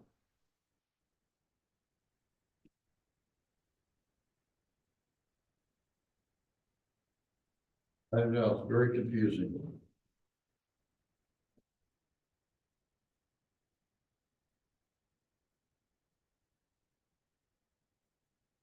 You're thinking, Yeah. that, What I'm thinking about, did we not last board meeting talk about limiting that or stopping room and board and going like to Division 2 scholarshiping and not Division 1? And that would take away that, which is gonna be tough on coaches. Mhm.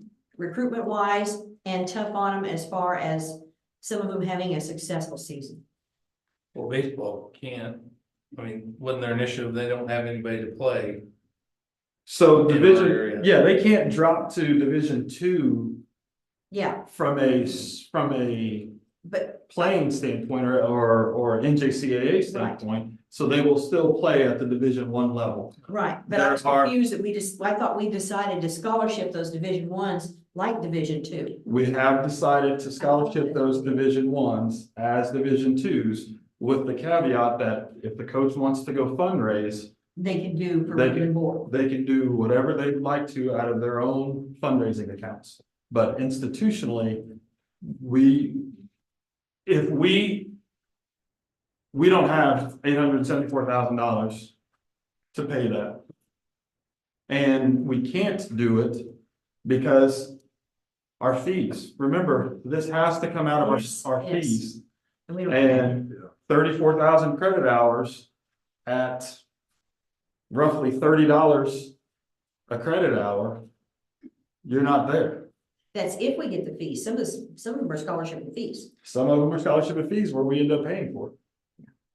And So so, we get nothing unless they're a Kansas resident, and then we'll get that is all. correct, but we're counting as if 34,000, so based on this year, we counted as if 34,000 credit hours would pay their tuition and pay their fees. And we scholarship tuition, so however many hours, that's a lot. I mean, we're already negative before we even start because we're scholarshiping that tuition. Then you add on top of that, the number of programs that have the ability to pay for the fees and do pay for those fees, then we're still not getting that. And so, it's not.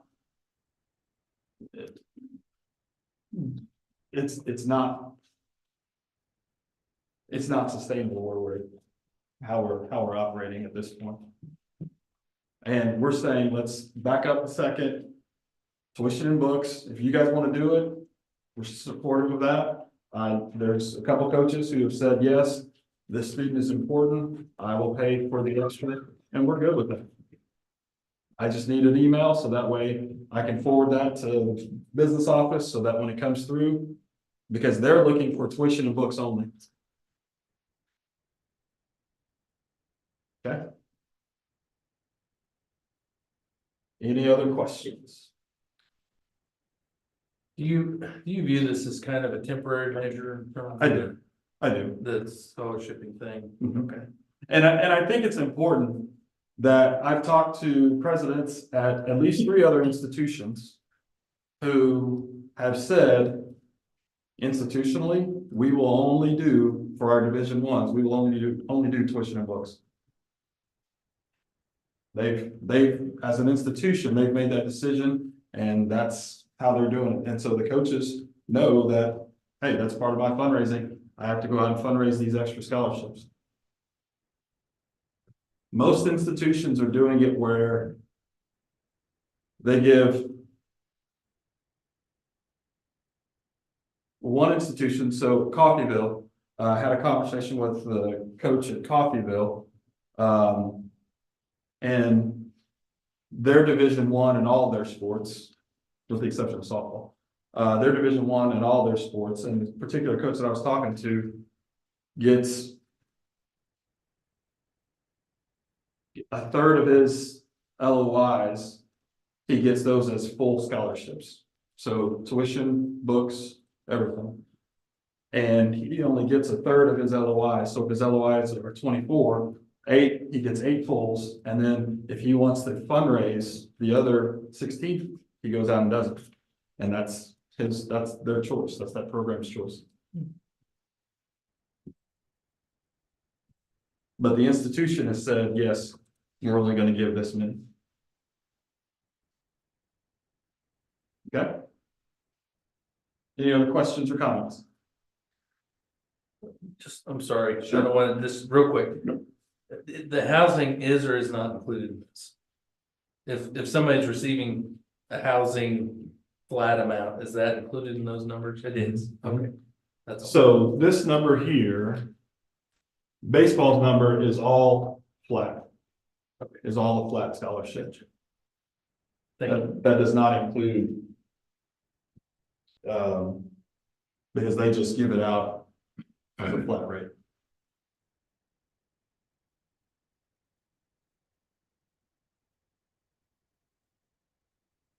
Questions? Okay. So we've talked about this kind of little bit in passing about the legislative post audit. It was requested by a Kansas State representative, who I believe was defeated in their bid for re-election. The post audit committee on April 22nd said, yes, we will do this. It sought to answer the following questions. How much do community colleges spend on athletic programs and scholarships in recent years, and what were the sources of those funds? Where are community college athletes from? How many have received scholarships, and how has this changed in the last 5 years? The LPA also reviewed publicly available data on athletic program expenditures and our student athlete residency for fiscal year 21 of all 21 community colleges in the state. Okay, so that's what it was. This was where they planned to audit all schools that had football in 2021. This was the study where they took they took 3, which was Butler, Hutch, and Garden. And then there were a list of 7 other schools. We were number 5 on the list. We did not make the cut, so we didn't go through this information, but this is information taken directly from the post audit. The community colleges that they reviewed spent an average of $2.8 million in college funds, such as student tuition fees and public sources of funding, and 1.2 annually in student fees. Okay, from 2018 to 2022. Our number is 3.1 annually between FY 18 and FY 22. So our number, the average of 21 for those, or 2.8 million for those, and 1.2 million, so just about 4, we're at 3.1. Okay, of that same number. Okay. State law requires that scholarships be paid from student fees, booster clubs, endowments, and other non-public sources of revenue. Okay, so when we look at spending $874,000, we're not bringing in that amount of money from our fee collection. We're not. And so where does that money come from? So then that money then comes from our auxiliaries. So then we start using the money that we're paying for housing, or the students pay in housing, because that's a non-public source. Okay. We can't use fees collected from state, local, or any federal money. Okay. It is a no-no. All right. By state law. So the Kansas Jayhawk Community College spent between 1.2 and 4.2 million dollars, or 1 to 15% of total expenditures on athletic programs and athletic scholarships in FY 21. Where do we fall in that percentage? Independence at 15%. Northwest Tech, 13%. Fort Scott, 12% of 22.3 million. So we spend 22 or 12% of our of our institutional dollars on athletic teams and or scholarships. Okay? If you look and compare us to like institutions, so obviously Neosho is the one that stands out the most because we're at 2.2 or 22.3, they're at 22.4, and they're at 7%. Island, 23.9 million, and they're at 10%. Okay, so this was for FY21. We spent 12% of our budget, or 12% of 22.3 million on our athletics.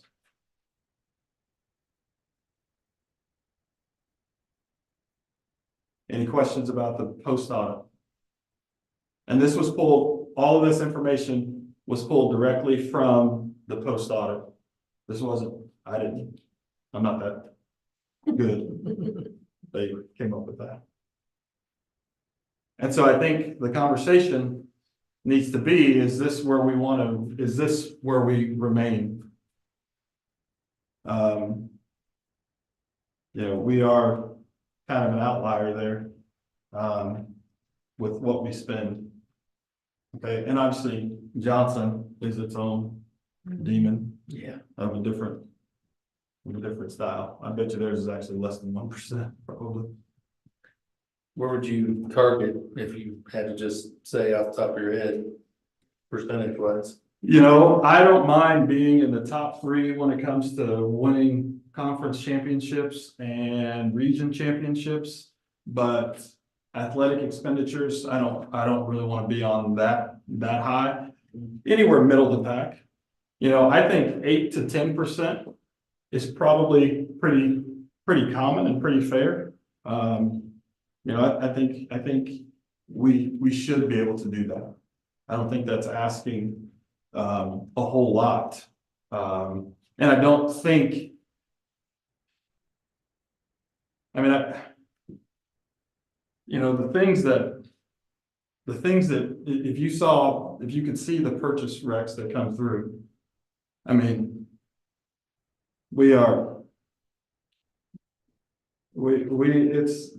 a lot of opportunities there, I think, to really, and it doesn't truly impact the student experience. I think that's the part that we need to be mindful of, is that, you know, reducing this from 12% to 9%, it's not going to impact the student experience.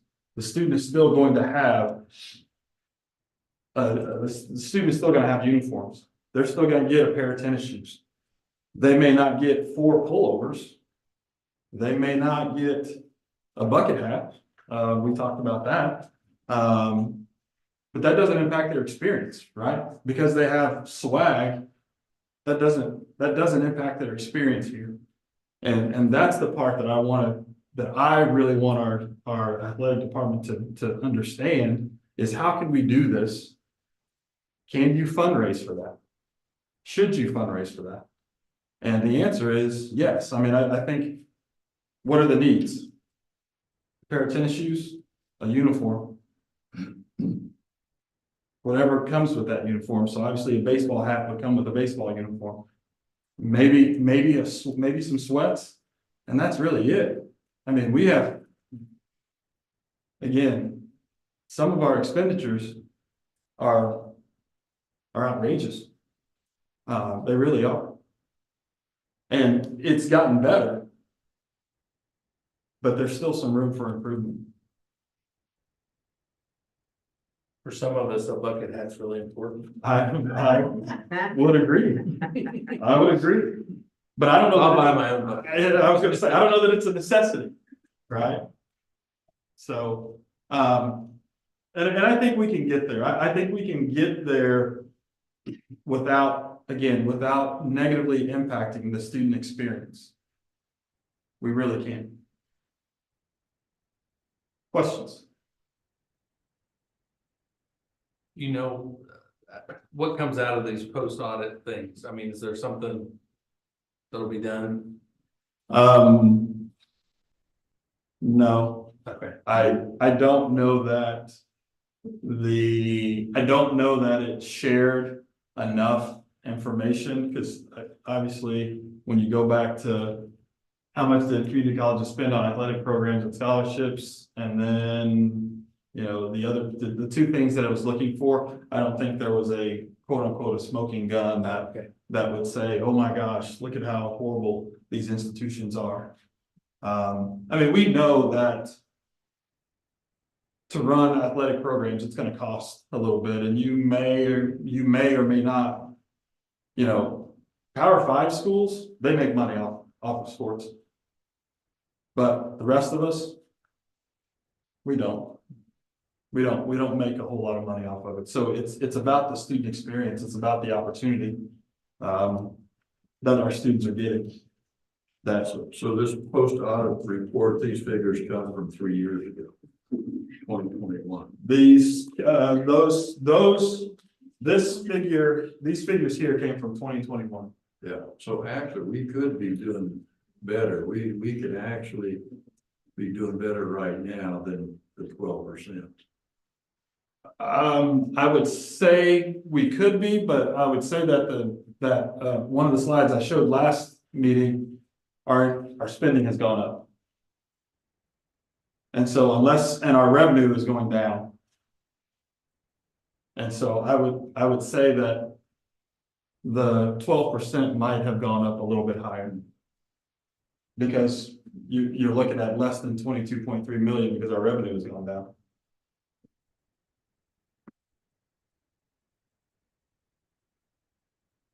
Questions?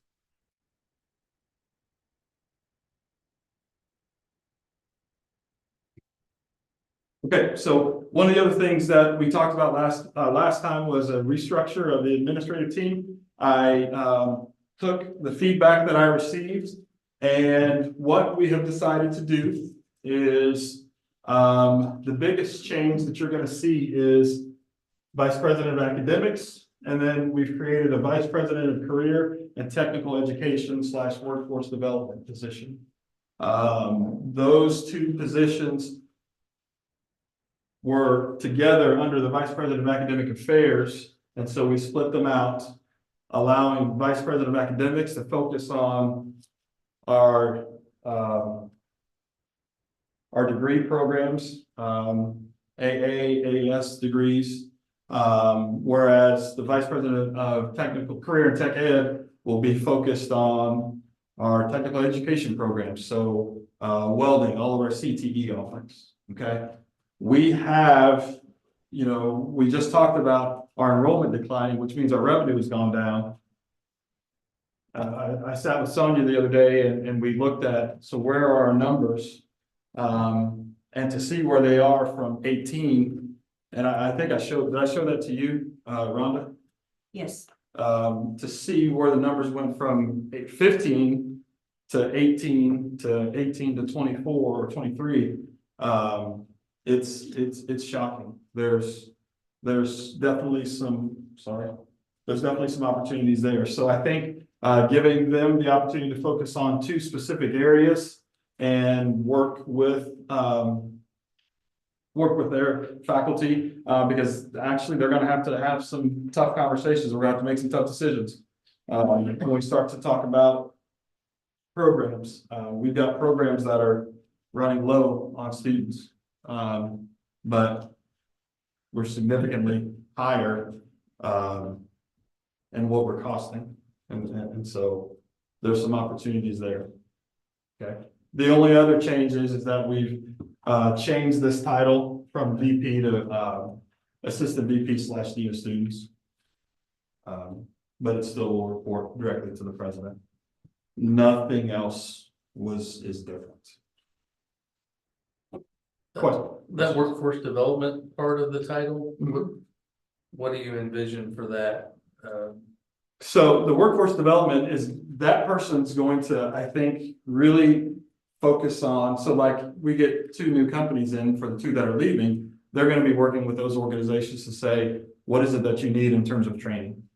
And how can we benefit that? I think there's a tremendous opportunity for us to look at that within the region, not just specific to Fort Scott. So that's what the workforce development will be doing.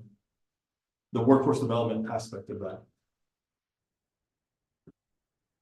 Okay.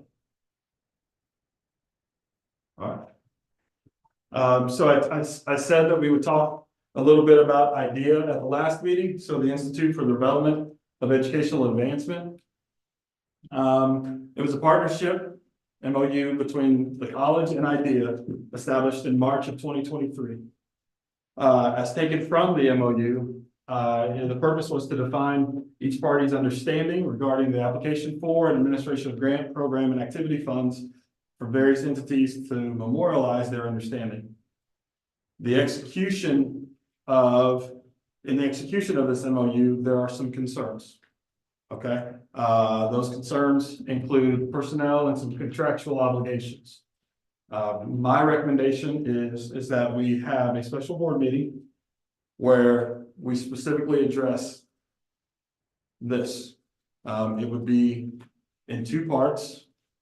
The personnel piece would have to be an executive session because we're talking about personnel. And then the contract side would be an open session because unless it impacts trade secrets or something along those lines, we would pull that out. So that is my suggestion to you guys. I would think it would be in our best interest to have all the board present for that. And so if you guys are okay, I will send a note to Chad and find out what his availability is. And then we'll get something on the books for us to meet. If that's. You want to do this between now and March meeting? Yes. Okay. Yes, I think it needs to be done between now and then. When do you need to know when I'm gonna be out of town? Sooner the better. Are you gonna be gone for 2 weeks at least, the 1st of March to about the 15th. Okay. Is anybody gone between now and the end of the month? Okay, I'll check with Chad and see if he can do now, sometime between now and the 1st of the month. And then we'll get something scheduled. Does that work? Are you okay with the daytime meeting? Yeah. Depends on the day. Depends on the day. If I give you enough notice, You bet. a daytime meeting would be fine. Okay. Okay, perfect. Okay, so let's talk about state and federal. Well, not sure if you guys are aware of this, but in fall of 23, Pitt State is now, as of the fall of 23, Pitt State is now offering associate's degrees. A little problematic because now Wichita State has petitioned KBOR to do the same thing. Okay, they promised with their hand behind their back and their fingers crossed that they would not promote this. But it's being said all over the place that 1,000, they gave out 1,000 associate's degrees between August and December. 1,000. We have some concerns because how is this working, right? I mean, we have to follow a general education bucket, right? And we have to be, and are you just, hey, whatever 60 hours you get, then you get one. So there's some concerns. As presidents, we are having conversations. We sent a letter to KBOR to say, hey, we need some more information about how this is working, and this seems a little mission creepish, a little like mission creep from where we are. Excel and CTE fee discussion. We are looking at what that's going to look like. States pulling back some money in some areas, adding some money in different areas. So we're kind of in a wait and see pattern until they let us know where we're at.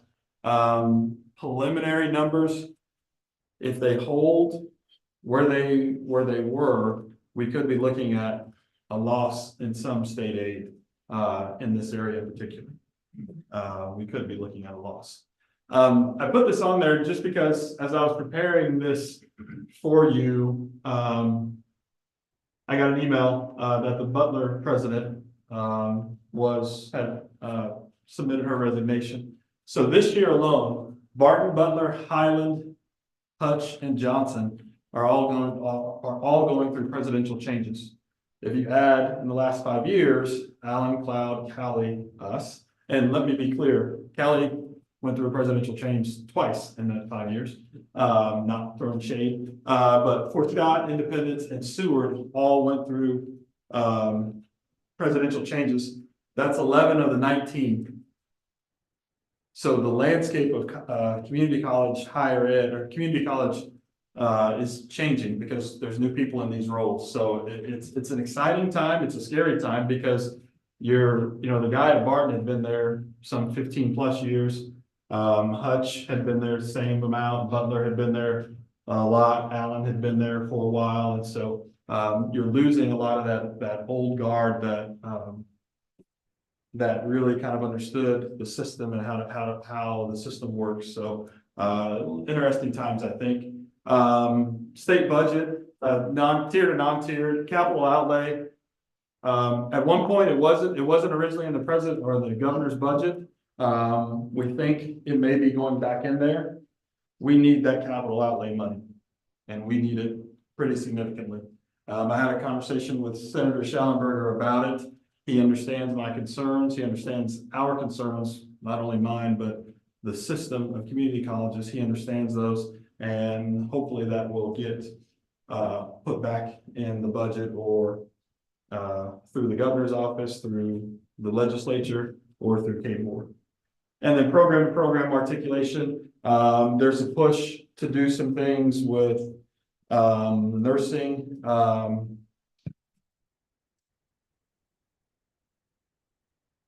business, computer science, social work. And then agriculture came out too as a part of that. And so we've always asked to be able to, our program go from here to any of the Regents institutions seamlessly. Doesn't happen that way. They leave here, we tell them, hey, this is gonna work for you. They leave here, they get to the 4-year, and the 4-year says, oh yeah, this doesn't count, this doesn't count, this doesn't count. And they end up having to retake those classes. So we've asked for that numerous times. I can tell you that Fort Hays is the only one of the Regents institutions that's really trying to work, that I feel like, that's me personally, that I feel like they are really trying to work with us to make sure that we get some of those program articulation. So we'll see how it works out. But they've signed several articulation agreements with us. Other items of interest, we're working on fees for 24-25. Met with Senator Schallenberger when he was in the area. So I met with him in Topeka. Met with him earlier this month, and I will be meeting with him again. He has pledged his support for us and to help us get through this as the college as well as the community. The financial update, we kind of talked a little bit about that. Student satisfaction survey. We're at a crossroads because the student satisfaction survey that we would like to do is going to cost us, I believe, $2,600. And then we have one that's homegrown that doesn't cost us nearly as much. And so we are going to have some conversations. I think my preference is to have the one, we can do Noel Levitt's, or we can do the advising survey. I think the advising survey is a little narrow. I think we really need to look at how our students feel about Fscc. And so we are going to have some conversations about that. And then Tom mentioned the ADA reports. I won't go into that. News around the college. Don't forget Wednesday right here at 5:30. We will be having a community conversation. We will be focusing on identity and what that means for Fscc. Should be an interesting evening. Court warming. So we were able to revive the court warming for 2024. Basically the homecoming for basketball. These are all of the people who were nominated. And congratulations to Avery Crane from volleyball and Bozzy, I'm not going to butcher it, for winning court warming. And then here is a picture of the entire group for the court. So I had an opportunity, so I sat down with all the candidates and had a lunch, sponsored a lunch for them in this room. And just talked to them about, hey, what's your experience? It was fantastic. Any of these students were deserving. I did not vote, for the record, even though I was bribed to vote. I did not submit a vote. But any one of those students was more than willing or more than deserving of the honor. But these were good students, and it was great to get a chance to visit with them and talk with them during the court warning process. Special congratulations to John Hill on getting his 500th win. It would have been the weekend of February 9th and 10th, I believe. So that's a big accomplishment, 500 wins at Fort Scott Community College. So that's good. We're proud of John. We're excited for him. If you did not make it out to the basketball game on Saturday, the volunteer pep band was amazing. Were they not? Oh, yeah. I had tears in my eyes. I never thought I'd hear that again, and that was wonderful. My ears are still ringing. And such energy, and they had such a good time. Yes, I even had to go over and get on to a group of students, a group of them. I think they were adults, not students, because there must have been some trash talking between them and the other team as the other team went to the locker room. And oh, you had to be there. I mean, they were rowdy. They were rowdy. It was really, really good to see. It does change the atmosphere and the energy in there. It was a collegiate atmosphere. Yes, it really was. It really was. So, unfortunately, we did not come out with the win. So I'm sure Blake would be like, yeah, we don't have to have him back, but I think we can talk him into saying okay and having him come back, because it was great. I want to send a special shout out to Chris Goddard. His energy, his passion, his dedication is just unbelievable. And so it was great. I can't express how good that was and how good that felt. I went out to eat with several of them afterwards and just to visit with them a little bit. And they had nothing but good to say about Chris and the way he had it organized. And they said it was just a wonderful experience. Yeah. And I think he signed some kids that night. Good. I was gonna send him a note and ask him how that worked out for him. But it was fantastic. And our director of admissions, Marcus Page. So you see the gal with the kind of the blue hair and the brown pants on. He's standing directly behind her. He played the saxophone, I think. Yes, he did. So he was pretty good. He had to leave early, so I'm glad I caught him. One of our basketball players' dads played in it too. Oh, really? Dominic Booty's dad. Oh, okay. Jeremy played with him. Okay, I didn't realize He that. thinks he was the oldest one. That was one of my students, so there you go. So it was nice. I will say that I have a friend whose kid goes to Pittsburgh, who came up and participated, and she's only a sophomore, but she told her mom, and her mom related to me, that she had more fun in this band than she does in her band at Pittsburgh. And I said, we'll sign her as a sophomore. We'll sign her as a sophomore. I'm okay with that. So anyway, it was a good thing. I'm proud of Chris and the group.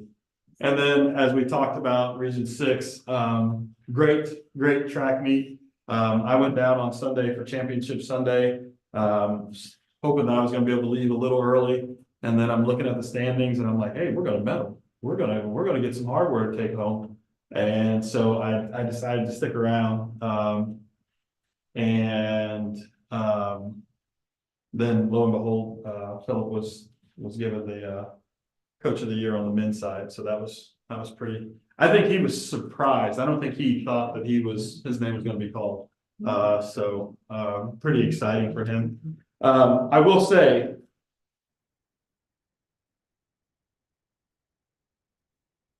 they bring a different style of energy to the track meets. I mean, Philip is standing in the middle of the track, in the middle of the infield, screaming, "Build the fort."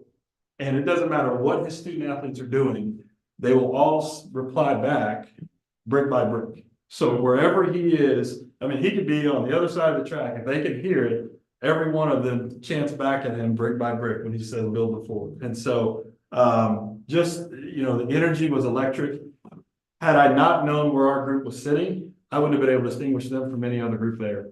I mean, they all did that, but no other coach was doing that with his group. So I was really excited for Philip. It was a good atmosphere. It was a good time.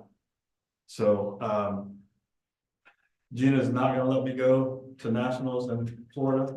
I can't fly down there to support them. No. So they leave for nationals soon. I may have to go out to an outdoor meet. So Brian, I'll get you a bucket hat and we can go together.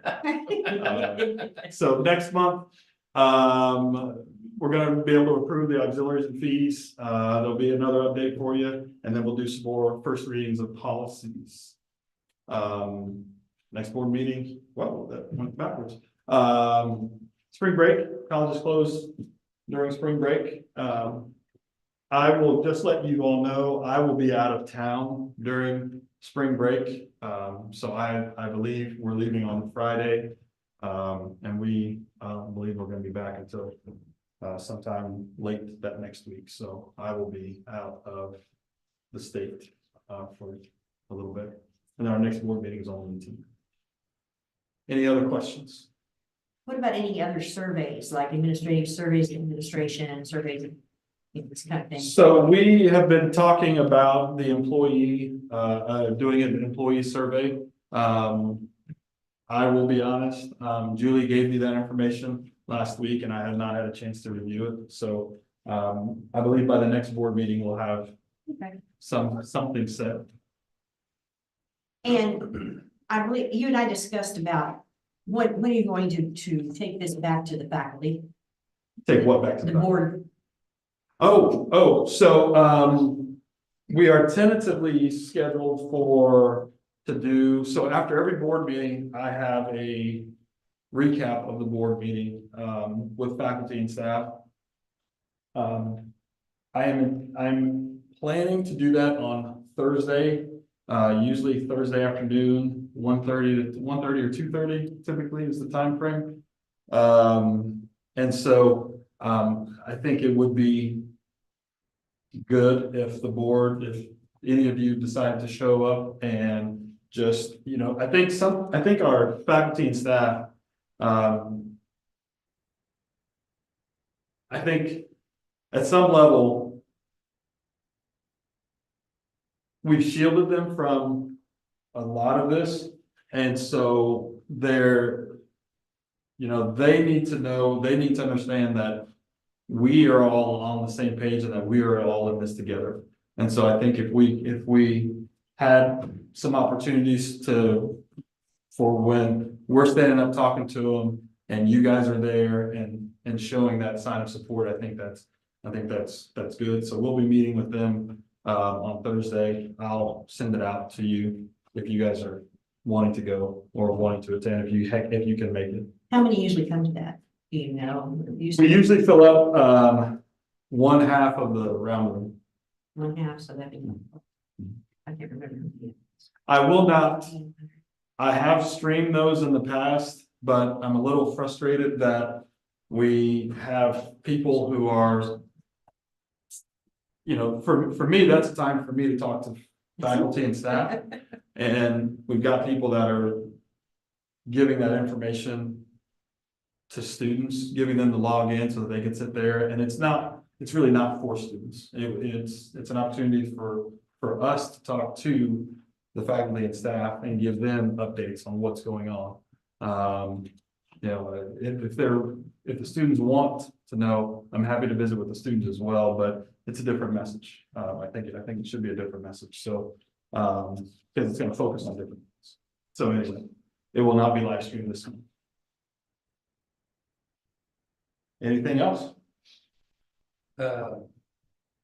Foundation work, any movement on that posted or? So it is being posted this week. Okay. I did have a lead that is no longer a lead. I did have a lead that's no longer a lead, so we are back to the drawing board on that, but, I think we are changing the description to include the opportunity for remote, part-time, I full-time. didn't put remote. I will, I'll have Jared change that, but I did do, sorry, I just interrupted. You're good? Jared got it up today. Oh, okay, good. With the new website, I wasn't able to put things on there like I have before, but he was able to get it up real fast. And it does say right now that we'll consider full or part-time options. So I'll go back and change that. When we remember to. The athletic director, what's the circumstance there? So the athletic director, Luke Dimko, resigned at the end of January. And so we are in a holding pattern right now until we at least get through basketball. And then we'll start to, right now, basketball, baseball, rodeo, softball, flag football are all either in season or getting started. Really, the only people that are not in season is volleyball. Is that about right? And so now's not the best time for us to try to pull people away to do that. Plus, later on in the spring is a good time to start looking for AD positions or ADs.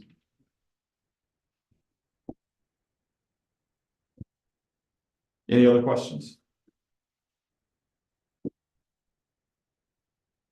Thank you. Sure. I have an executive session motion. I move to adjourn to executive session for 5 minutes. 5 minutes, beginning at 8:10. 8:10. To discuss personnel matters of non-elected personnel as it relates to discussion of identifiable personnel information of non-elected personnel with not expected to follow action, no action to follow. Right. The board invites the following to attend the executive session. Dr. Casement. That is my motion. Do we have a second? Second. Call for the vote. Hewens, Yes. Bartelsmeyer. Yes. This is always a test when I'm not looking at the paper. Yes. McKinnis, Bailey. Yes. Rob. Yes.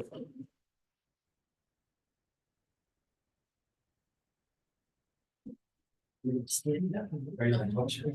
Me too, your brain freezes like. Oh, so it's.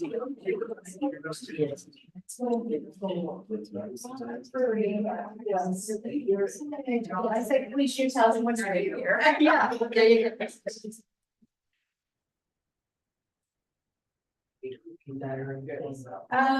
go.